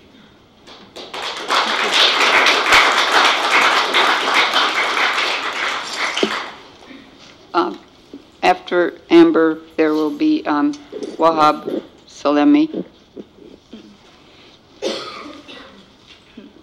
Hello, my name is Amber Nolasco Torres. I'm currently a student at NJHS. The time I've spent at NJHS has been wonderful. This was all thanks to my teachers. They have inspired me and some have become my role models. Unfortunately, some of these teachers who have a lot of potential might leave due to unfair pay, treatment, and insensitive decisions by the board. And I don't blame them. I mean, teachers have one of the most important jobs in the world. They dedicate their lives to educate and inspire future generations, yet our district is underpaying them. And now you want to get rid of them? They have to suffer the consequences because of your decisions. These are teachers with potential, leaving to other school districts where they will get paid better. The students at these other school districts most likely already have resources. We need these teachers here where there are students that really need them. These teachers can inspire and spark a love of learning in these students, but that might be difficult due to the amount of kids you want to put in every classroom and the teachers you want to get rid of. The teachers that will end up working in our district will be unexperienced and have bad resumes. Let's not forget, many kids will be left with no counselor at an age where students need mental support the most. So the excuse that is being given for underpaying and laying off these teachers is that we are in a difficult situation financially as a school district. But if you really think about it, a reason we are in this problem in the first place is because of the poor decisions the board has made. So if they were the ones that made the poor decisions, why should it not come out of their paychecks?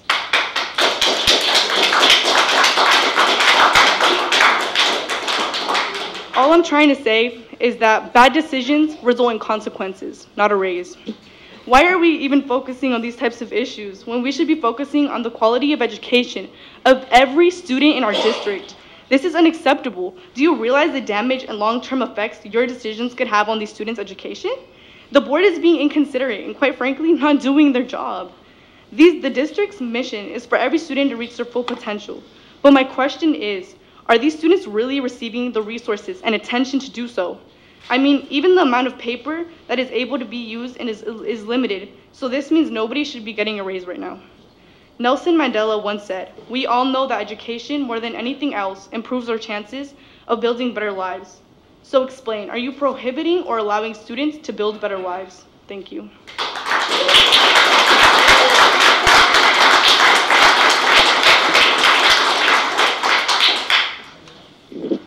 Good evening. I'm extremely grateful to speak here today. My name is Wahab Salimi, and I'm an 8th grader attending NJHS, and I've gone to school here all my life. The mission of our district is, and I quote, "The Newark Unified School District will inspire and educate all students to achieve their full potential, be responsible, respectful, and productive citizens," end quote. Yet all of you have voted the opposite. All of you have turned your back on the education and future of the kids in our district. All of you ignored and neglected the interests of the people, students, teachers, and voters. But you justify it because there's a budget problem, because student enrollment has been on a decline and will continue to do so, and are hoping that the new homes will bring in more students. Let's stop and think about the solution we have at hand. It'll not only be a slap in the face of the people, it'll go against your own mission. It will lead to less individual support, increased class sizes to low 40s. We won't even have a textbook for each student, let alone the old and out-of-date ones that we have now. It will leave us with a pathetic resume for our district. Might as well fill a gym with students and put a teacher in there. I'm disgusted to see that the kids in this elected board, that this elected board has the audacity to cut 15 teachers, 3 counselors, both of our deans, but ignore our falling scores, low ratings, socioeconomic challenges. Let's not forget, we'll leave thousands of high schoolers looking into college with 1 counselor. That's oppression at its finest. The 1 counselor that we do have at the junior high will be gone. Last year, half the NJHS staff left because our pay was too little. We were left to rehire and deal with inexperienced educators. This year, it seems as the other half is leaving for the same reason. But after hearing about the cuts, many respected teachers will voluntarily be departing, which will leave us with a bigger burden. But no, this can also be justified, because before the decision, the board had the public's input and took every opinion into consideration, right? Or was that all a stunt too? So when a potential family buyer looks here, they'll say, why would I want to buy a home with schools that will do no good for my kids? And many people that do live here will just send their kids out of the district like they're doing now. So yes, you're right, student enrollment will continue, in fact, to decline. But whose fault is that? The students didn't mismanage the money, which led to the deficit. And I can guarantee that almost all of you do not understand how even the school works. Not once have I seen any of the members, with the exception of a few, come to our campus in all my years. Not once have I seen you ask the kids what they want. You ignored us when we said make cuts from the district level. When we said don't touch our class sizes, teachers, quality of education. You didn't listen. Instead, Mr. Sanchez, you gave yourself a raise, being one of the highest paid superintendents in California with $250,000, while the people of your district struggle to make ends meet and will now have to deal with this. There's no transparency here. A 14-year-old shouldn't have to tell you how to do your job. Let's focus on real problems instead of cutting our educators. So please, reconsider before your deadline. There's one thing that you will hear, and that is the way in which you vote this election year. Injustice anywhere is a threat to justice everywhere, MLK, and that is evident in the decisions you have made. Thank you.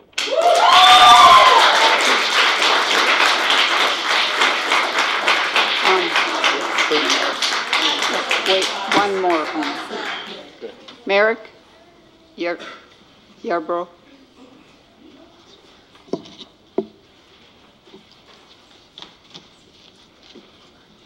Good evening. I'm a Lincoln family member. I haven't been here for a while. It's good to see everybody again. I started off wanting to be on the agenda for a couple of reasons, but one is at Snow last year we discovered there is an enormous dip in the floor of room 15. There's another room nearby it as well. The maintenance staff that are on site, they thought it was significant enough to bring it to their maintenance director's attention. Nothing done. I brought it to the maintenance director supervisor at the time. Nothing's been done. I mean, it's so significant that if you set a basketball at one part of the room, it will roll rapidly to the center of the room. There's funds available for finding out whether or not the sinking of that floor is a danger to the students. Next on my thoughts are the Lincoln fence. You know, the fence is coming up. On the site council, I voted to approve it, not so much because it's going to really keep anything but the dumbest of criminals out, but because it actually serves to help the staff there from keeping the kids that are runners on the property running out. I didn't know that was the case. I didn't know that was a problem, but apparently kids have a tendency to run and get crazy. And I have my own one at home. I can only imagine having 30 of them, maybe 45 of them in a school, and having one run out the door and having to chase them down. So the fence is a good idea to help the teachers out in that regard. But it's also important to note that one of the best things about our school right now is that it is part of our community. And if that fence is locked, like it is at some of the other schools around this district, it's going to fall out of our community. It's going to become another barrier that we walk by and drive by, and our kids go there now, and they do all the right things that kids should be doing on those grounds. So I know that when we voted in on the Student Site Council that get the fence, we also stipulated when we approved it that for you guys to vote on tonight, that it was supposed to be presented with the stipulation that it will be open in non-school hours for the community to use. I don't see that on here, and I'd like you to readdress that, please.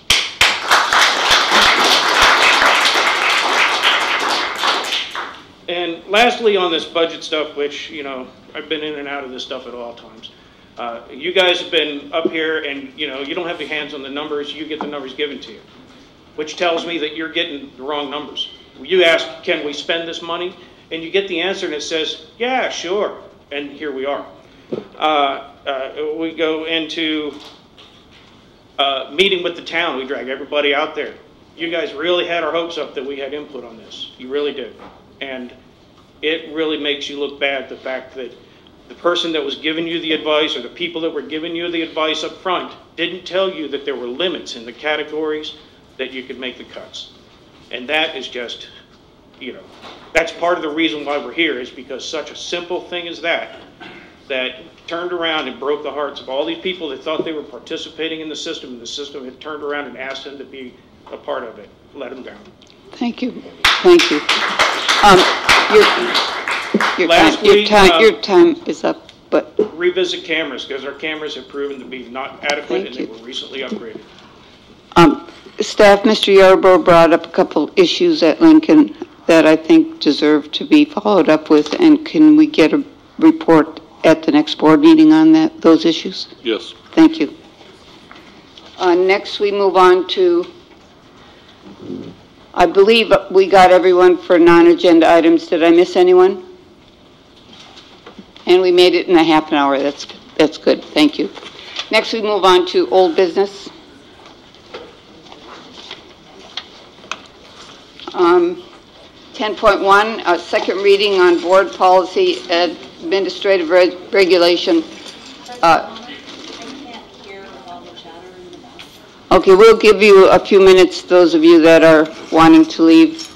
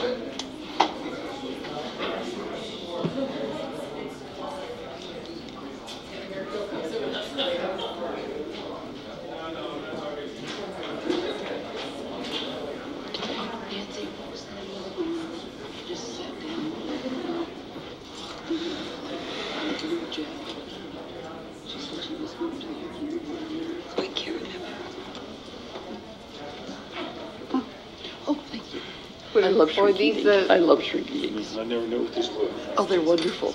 They're wonderful. We should go tomorrow night to Kennedy. Here's Tom and Francisco. At 6. I've got a meeting at 7. But...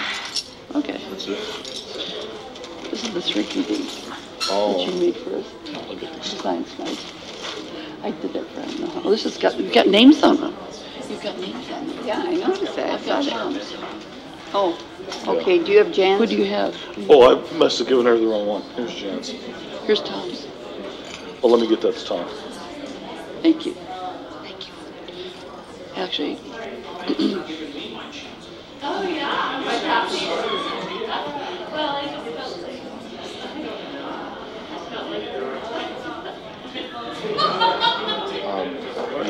Something. Keep going, I think. Yeah. Let's just move on. For sure. Okay. Somebody needs to, it's not a time, if they need to talk, they can go outside. Could we carry our conversations outside, please? So next we move on to old business. 10.1 is the second reading on board policy administrative regulation for student use of technology.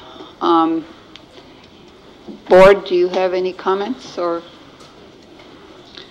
No, I move acceptance. Second. Member Crocker moves acceptance. Member Rodriguez seconds. Please vote.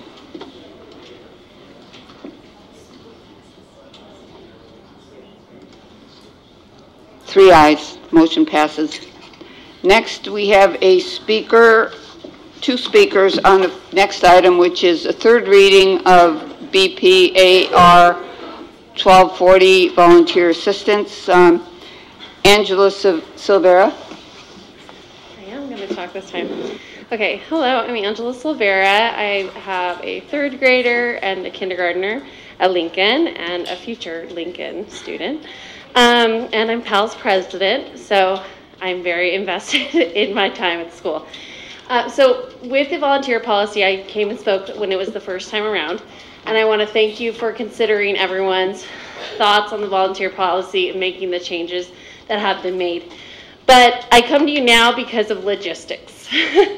I am very concerned about the rollout of the policy, when the policy is going to happen. I know there was discussion of starting it next year, but if that's the case, then people need to know this year of what to do, because they need to know where they can go, how much it's going to cost, who they give their paperwork to, who's going to keep it on file, and all of that. And you need it at not only the site levels, but the district level, the parent level. You know, if we have to keep copies of our things to make sure that you have the records, all of that needs to happen. And I am concerned because it seems as though sometimes what happens at the district level doesn't get down to the elementary schools levels, or really all the levels of what needs to be done. And especially because this will be so broadly needed for so many people to get fingerprinted, I'm really hoping you guys have a plan in place, and if you don't, to get one. So that's what I have to say. Thank you. Thank you. Ms. Parks?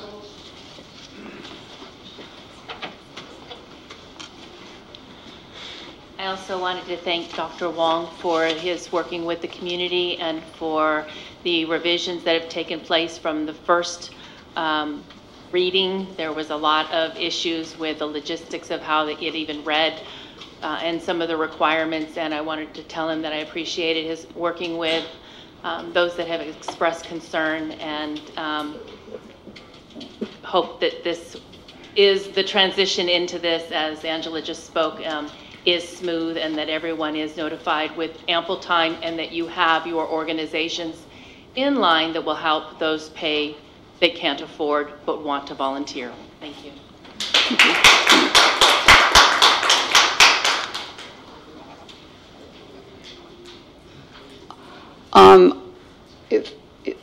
If neither of you are speaking yet, I would like to say that I think it is important that we have a rollout plan for this board policy, and that it be brought to the board so that we can ask questions and the community can hear what that rollout plan is and how it is going to reach down to the site level. One of the things I brought up early on was when you have the certification for the TB, it can be signed off. It does not have to be signed off by a doctor.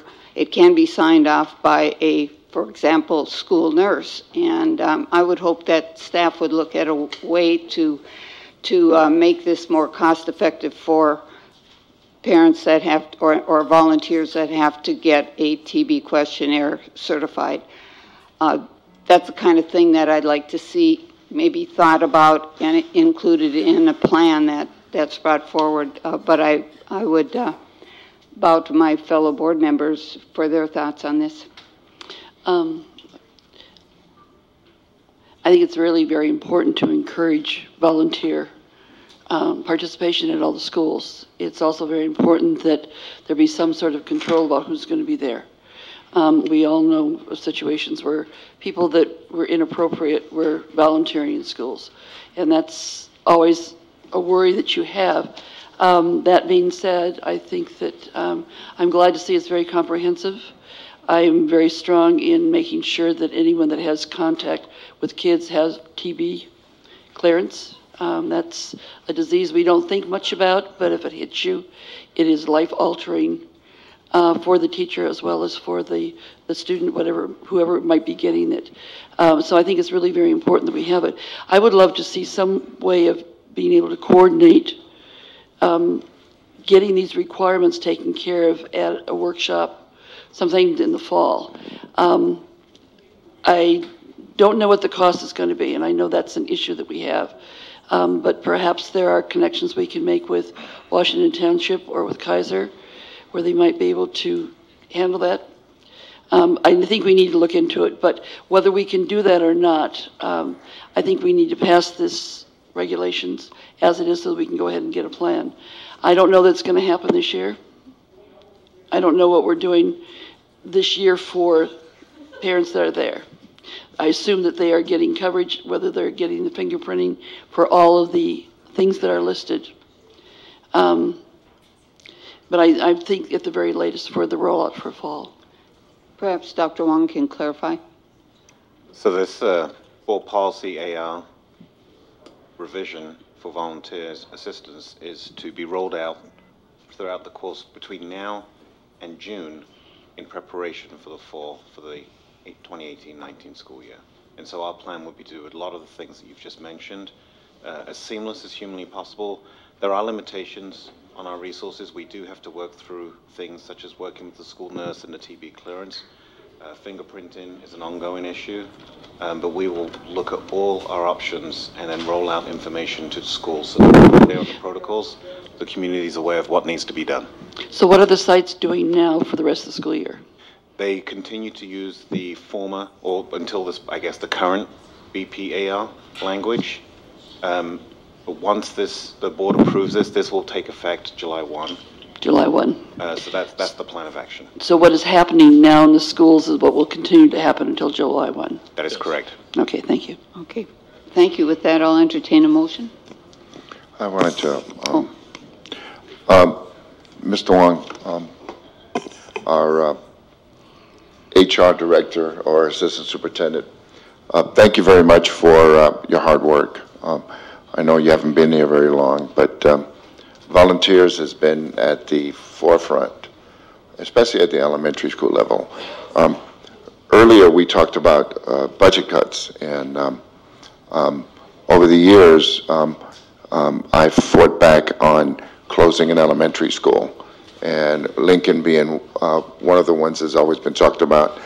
And one of the reasons that I did that, and especially at the elementary school level, is the volunteers that we have.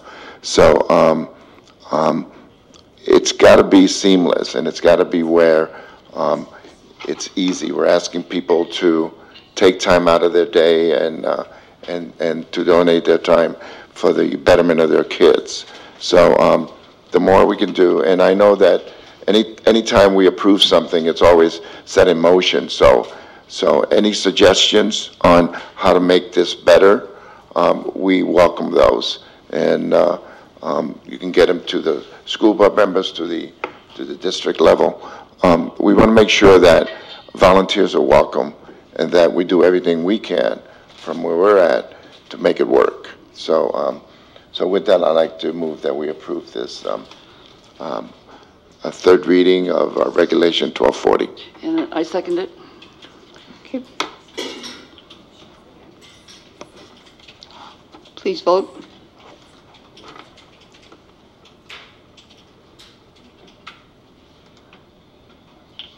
Three ayes. Thank you.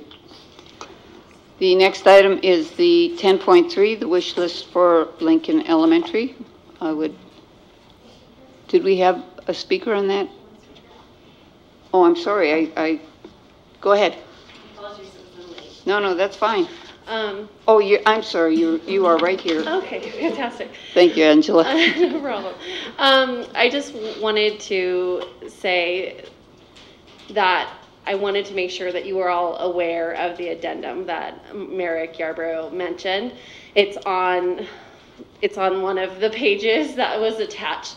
But with that, I feel like there needs to be some sort of sign or plaque that says to be remained unlocked when school is not in session, because I feel as though it will get forgotten easily.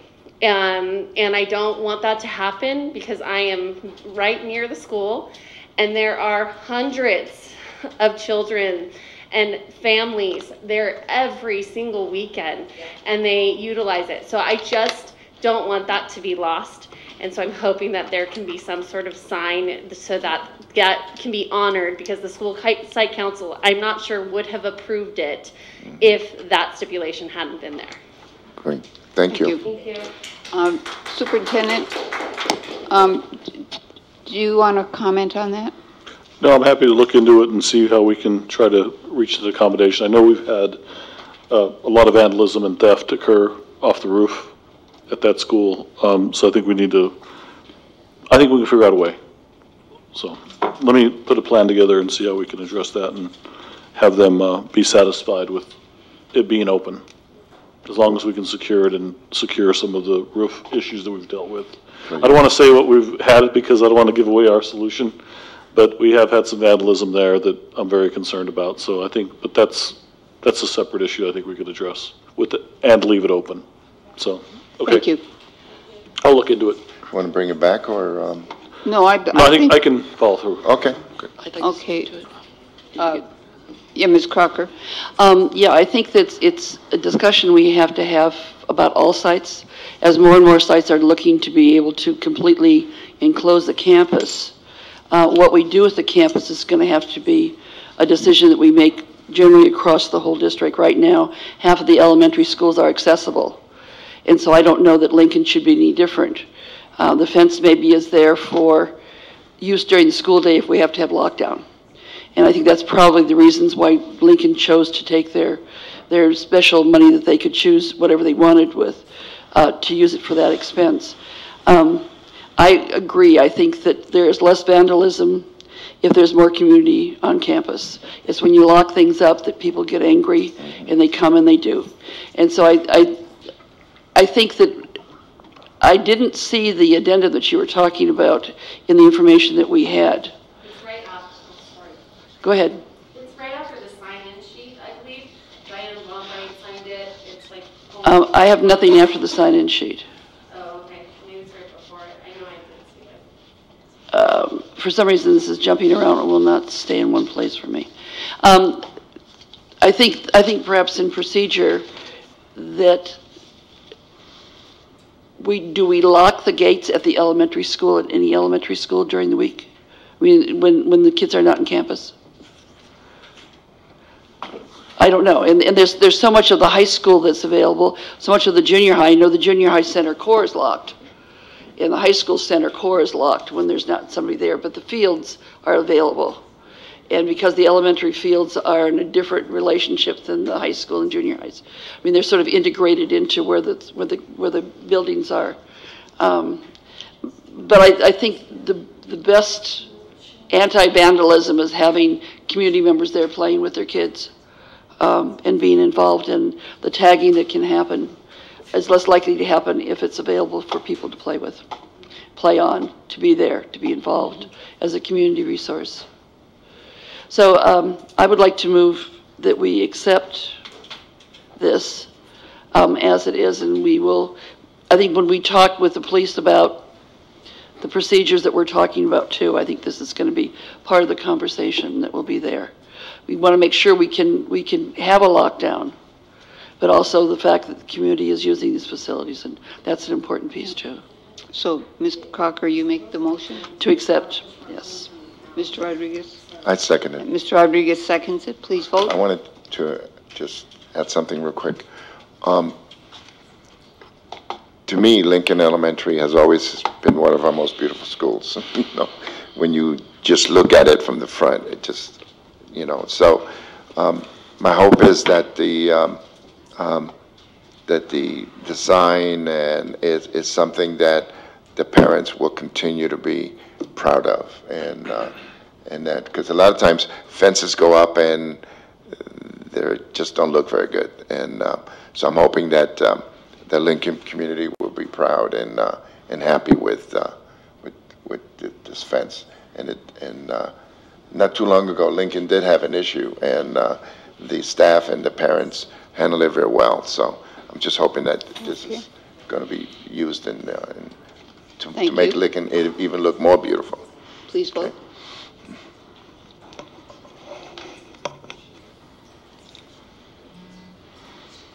Ms. Carper? For some reason, it didn't click in. 3 ayes, thank you.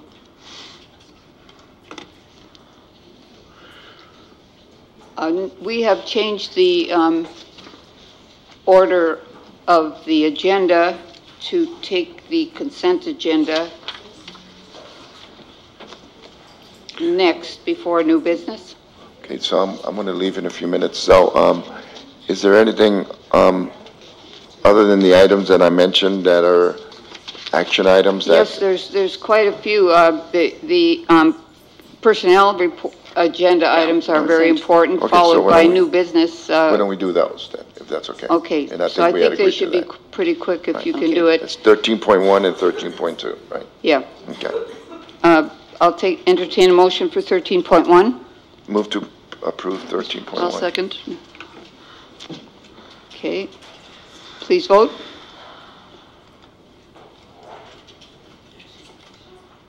Thank you. 3 ayes. 13.2, appointment of the principal, Schilling Elementary School. Move to approve 13.2, the new principal for Schilling Elementary. I'll second. Okay. Please vote. There goes. 3 ayes. Mr. Superintendent, would you like to make an announcement? Yes. Would you give me the full last name of the, I know it's Wendy. Dr. Leal? Wendy Castaneda Leal. So Wendy's not able to be with us. She's out of state at this time. Normally we'd have them be in the audience and introduce them to the board. But I can tell you Wendy was the top recommendation of the committee. We went through a long process, and I think she's a good fit for our community. And I think she'll bring a much-needed elementary lens to that community, and also is a person who happens to be bilingual as well, which is very important at Schilling. So I'm pleased with the selection and excited to have her move and start here. She does have family here in the Bay Area, so she's not moving here cold. She has friends and family here, and so there's a bit of a support system for her when she arrives. And I'm happy that she grew up in the Bronx, New York, where I grew up. Oh, you had to say something. And So glad you mentioned that. Right. So I'm sure she'll do very well. Right. Great, thank Right, you. I'm sorry, Jane. Go ahead. That's all right. So next, there are some very time-sensitive new business items. Do you mind if we We try have to go the through next them? consent. Do you Let's want to do do the non-personnel? Oh, The 14 one? Because we've got some things. I was only told to move 13, not 14. Okay. So let's go to new business. We've got people going places. I don't know. Okay, next, under new business then, is it okay?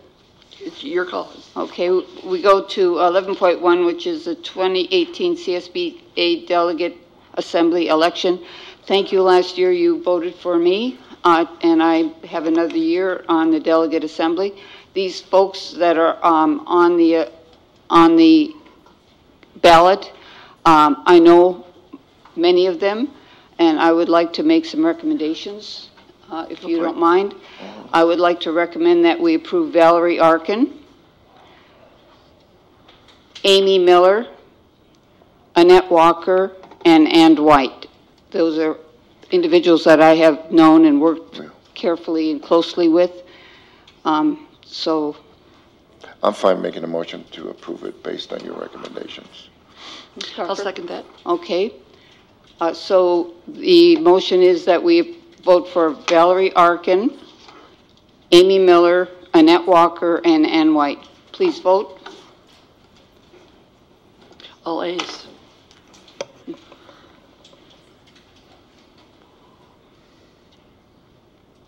Mr. Rodriguez?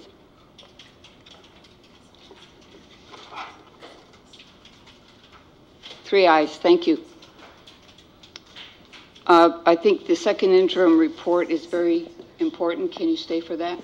I have the,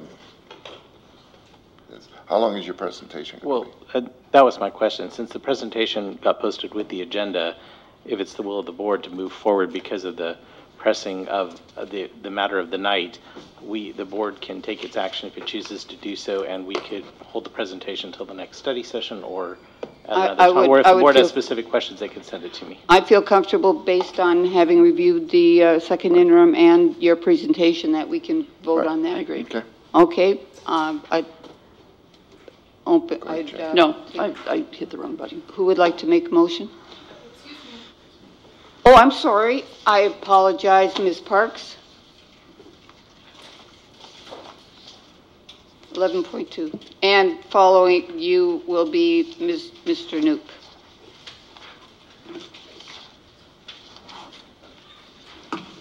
First of all, I'd like to thank you for having the full document and the presentations when the agenda was available on Friday. That's not always happened, and it's been kind of frantic to try and work my way through the document, which is very cumbersome. There were a few things that I did have questions on. The presentation, well, anyhow, it doesn't even matter, but on Fund 11, the adult ed, you had a $21,334 balance, and you were very clear that you did not want the $100,000 transferred, that you wanted them to work within their budget. However, that $21,000 will be eaten down to $19 at the end of this year, the forecast is, and so you did not work within your budget. Granted, it was because you had leftover money. That money will not be available next year, so just be aware that you do need to make some type of adjustment in adult ed per the numbers that are here. In your child care, you transferred $42,440, which was in the budget. They said that they needed that in order to meet budget. However, they will have an ending balance of $57,021 is the forecast.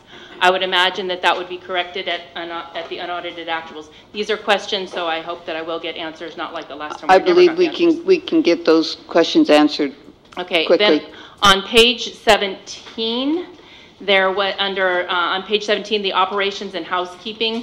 There's an $81,493 difference, and I'd like to know why there's such a large difference there. Now to address the letter that was read earlier today. On February 6th, there were budget cuts that were presented to you. At that point, the community was very vocal in the fact that they did not feel that you listened to them. I feel that at this point it was way too much drama that didn't need to happen. The superintendent said that the decisions that were made at that point were done based on the information that you had on February 6th. On January 31st is when your teachers had to report to you on whether they were returning or not. That happened prior to February 6th. Your negotiations with your teachers union and your CSEA group and NUMA, every time you come out of closed session, you say there's no action that's been taken. If no action has been taken and no money has been brought into this district since the January 16th board meeting when your CBO gave you the updated numbers from the governor's seminar that he had gone to that day, what has changed between February 6th and today that had all this drama attached to it? I don't understand why that had to happen. 15 temps were noted on that day, 20 reduced staff members, 35 people. Besides more funding, which was noted earlier, you did overspend. When you got one-time money, you allocated for more years than that one-time money allotted. You overspent. Thank you.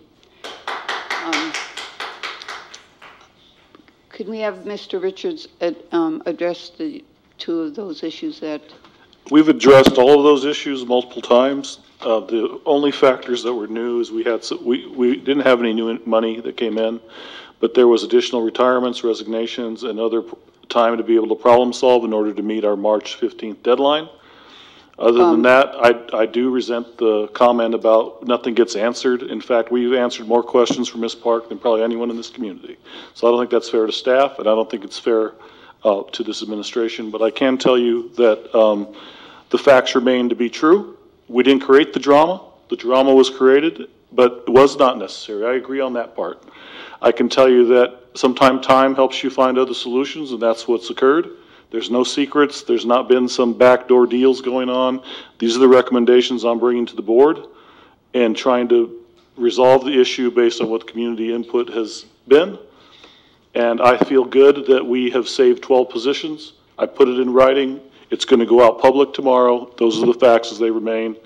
And I will tell you that I'm happy to talk more about that, but I can tell you that we've done our due diligence. We've spent a lot of time and resources and staff trying to find another way to solve this, and we have. So be that what it may, and I think that if people... I wasn't Well, that part I need to respond with. The rest of it can wait. The rest of it can wait for staff to prepare appropriate responses like everybody else. So I think that's where I am with that.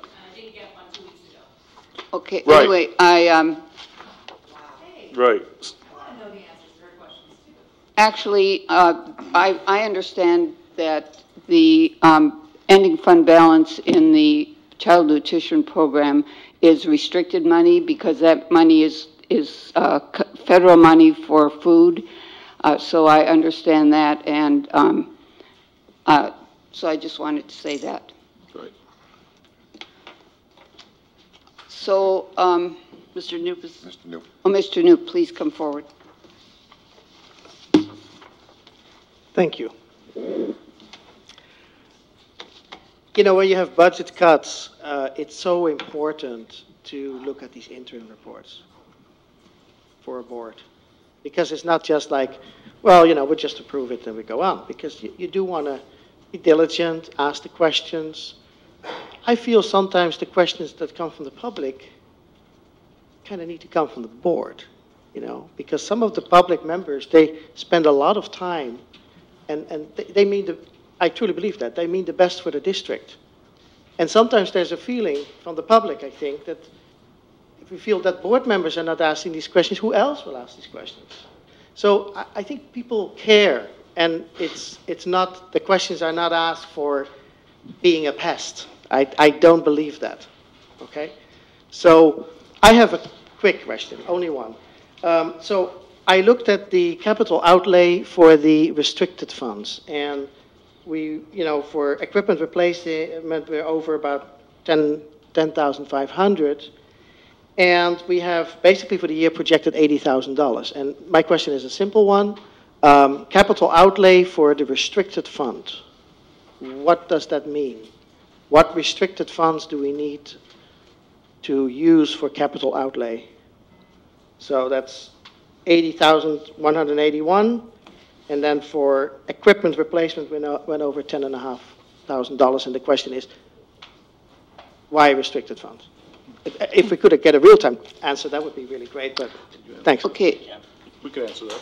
Yeah, yes, and I'd like to tell my fellow board members and Mr. Knoop that I did ask 3 or 4 questions of Mr. Richards today regarding the budget, and one being the large ending fund balance, and will that be returned to Fund 17, which it will be after a financial period. I understand. How about if I just answer the question? Right. So with regard to the question that Mr. Knoop just asked, the restricted funds, the purchase equipment, that's actually the routine restricted maintenance fund. The maintenance department purchased some equipment. They also purchased some replacement vehicles for some of the older vehicles of the fleet. Some of the things that were surplused at a prior board meeting have been replaced. So that's what those are. It's the only restricted fund that I can think of in the district currently that has a capital outlay budget. With regard to the $21,000 in adult education, that was an ending fund balance related to a categorical program that had to be expended this year. So they are expending it on what the purposes of that program are as part of the consortium with the LONI. And with regard, you mentioned already the child care ending balance being restricted to the food service program that's part of the after-school care program, so that is what that is. And with regard to Fund 17, the event that has yet to happen is the April property taxes coming from the county. I knew it was something like that. Thank you. So given that, my questions have pretty well been answered on this item. Should we have a motion? I will move we accept. Second. Okay. Please vote.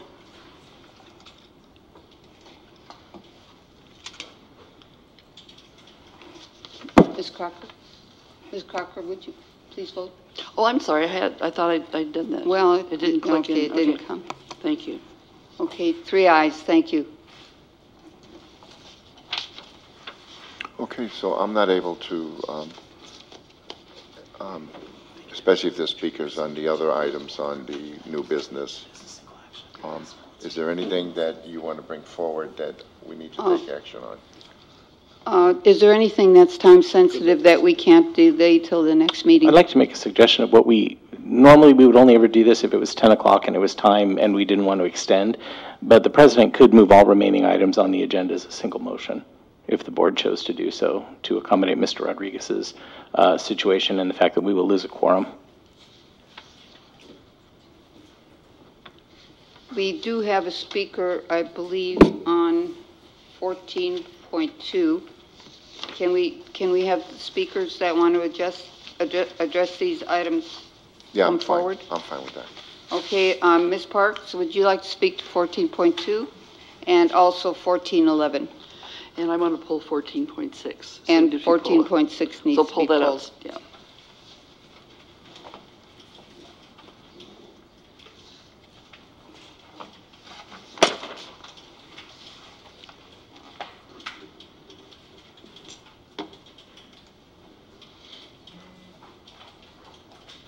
Okay, now you got me all confused here. So you're 14.2, I think, Okay. was the first one. 14.2, I pulled that one because there was 2 meetings that night. There was a special meeting and there was a regular meeting, and the minutes were encapsulated in one set of minutes, and you have 2 meetings, and so they need to be separated out because you had one that was special and one that was for a regular. That's Okay. so that's for 14.2. Sorry. I need to speak on 11.11 too, because that's my item on the agenda.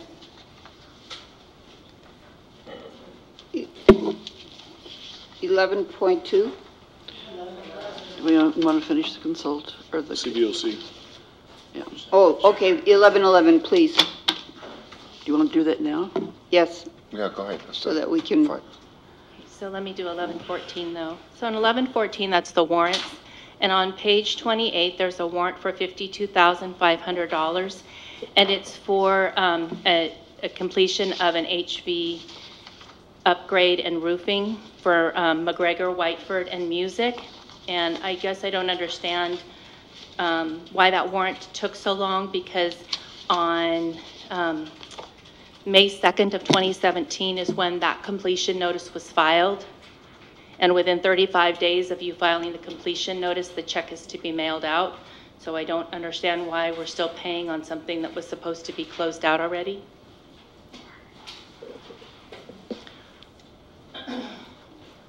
.11, I am here as the chair for the Bond Oversight Committee. This is an item that I requested be placed on the agenda. On behalf of the Measure G Citizens Bond Oversight Committee, I would like to extend our thanks for placing the item on this agenda on such short notice.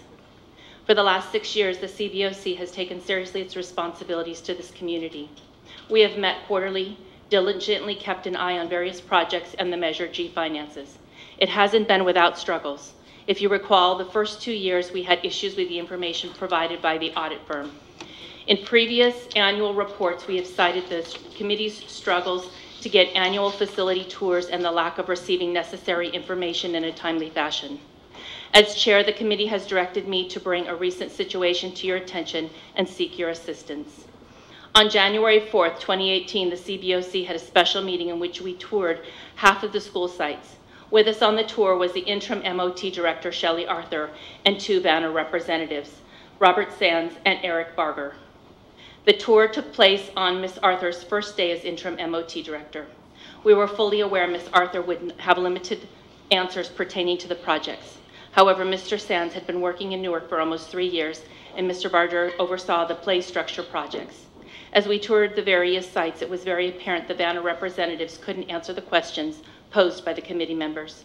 Mr. Knoop, as the committee's secretary, documented the questions, and at the conclusion of the tour, he spoke with Ms. Arthur and Mr. Sands about his plans to email over the committee's questions to the district office. Mr. Knoop emailed the various questions on January 8th, 2018. On January 9th, 2018, Mr. Simons addressed the security camera concerns. On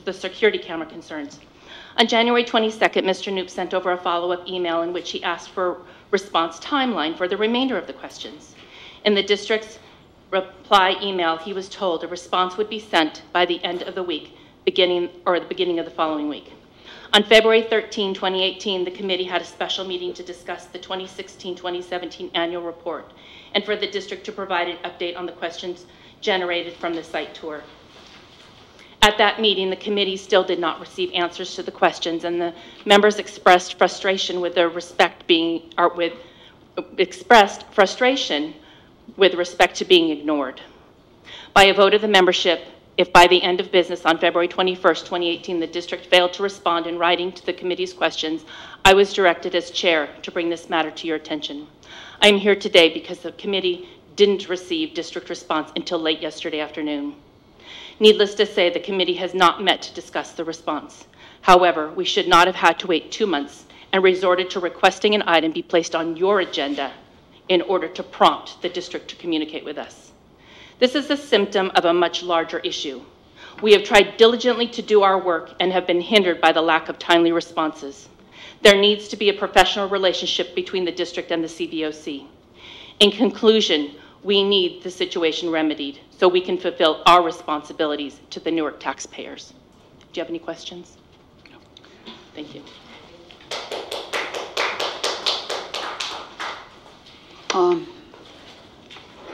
Is there anything else? Yeah, I think at the end of the evening, I will make a comment on this. I would like to pull 14.2 in addition from the consent. Okay, could we also bring back the minutes that were mentioned that were connected? That was the one. No, that's what she's referring to. Oh, okay, 14.2. And 14.2 and then 14.6. 14.2 and 14.6. So can we pull those items so that we can bring them back? Bring them back, and so that we can, how do we do that, Mr. Richards? Just called for the... So you are calling all remaining items on the agenda that require actions except 14.2 and 14.11. So it would be items 11.3, 11.4, 11.5, 11.6, 11.7, 11.8, 11.9, and 11.10. 11.11 doesn't require an action. 14, and all of the consent agenda except 14.2 and 14.6. Right. Okay. Can I have a motion to move those? Based on Mr. Richards' list. That we move on all those items. So Mr. Rodriguez moves. I'll second. I move. Ms. Crocker seconds. Please vote.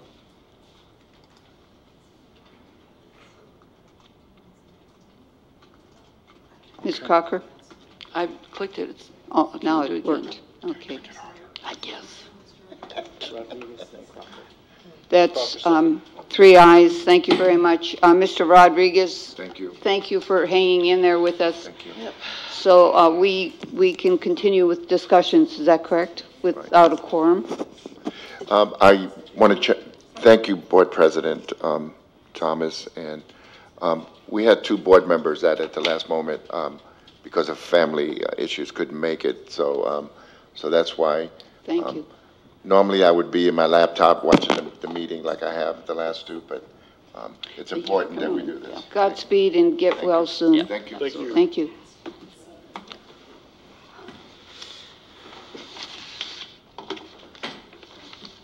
Okay, so we can have discussion items, right? You Or should cannot deliberate without a quorum. You can receive information, so if the employee groups have things they wish to speak, or the superintendent's report or your reports, but you cannot take any action other than the action to adjourn without a quorum. Okay, that sounds good. I will entertain employee organizations. Is there anyone here from?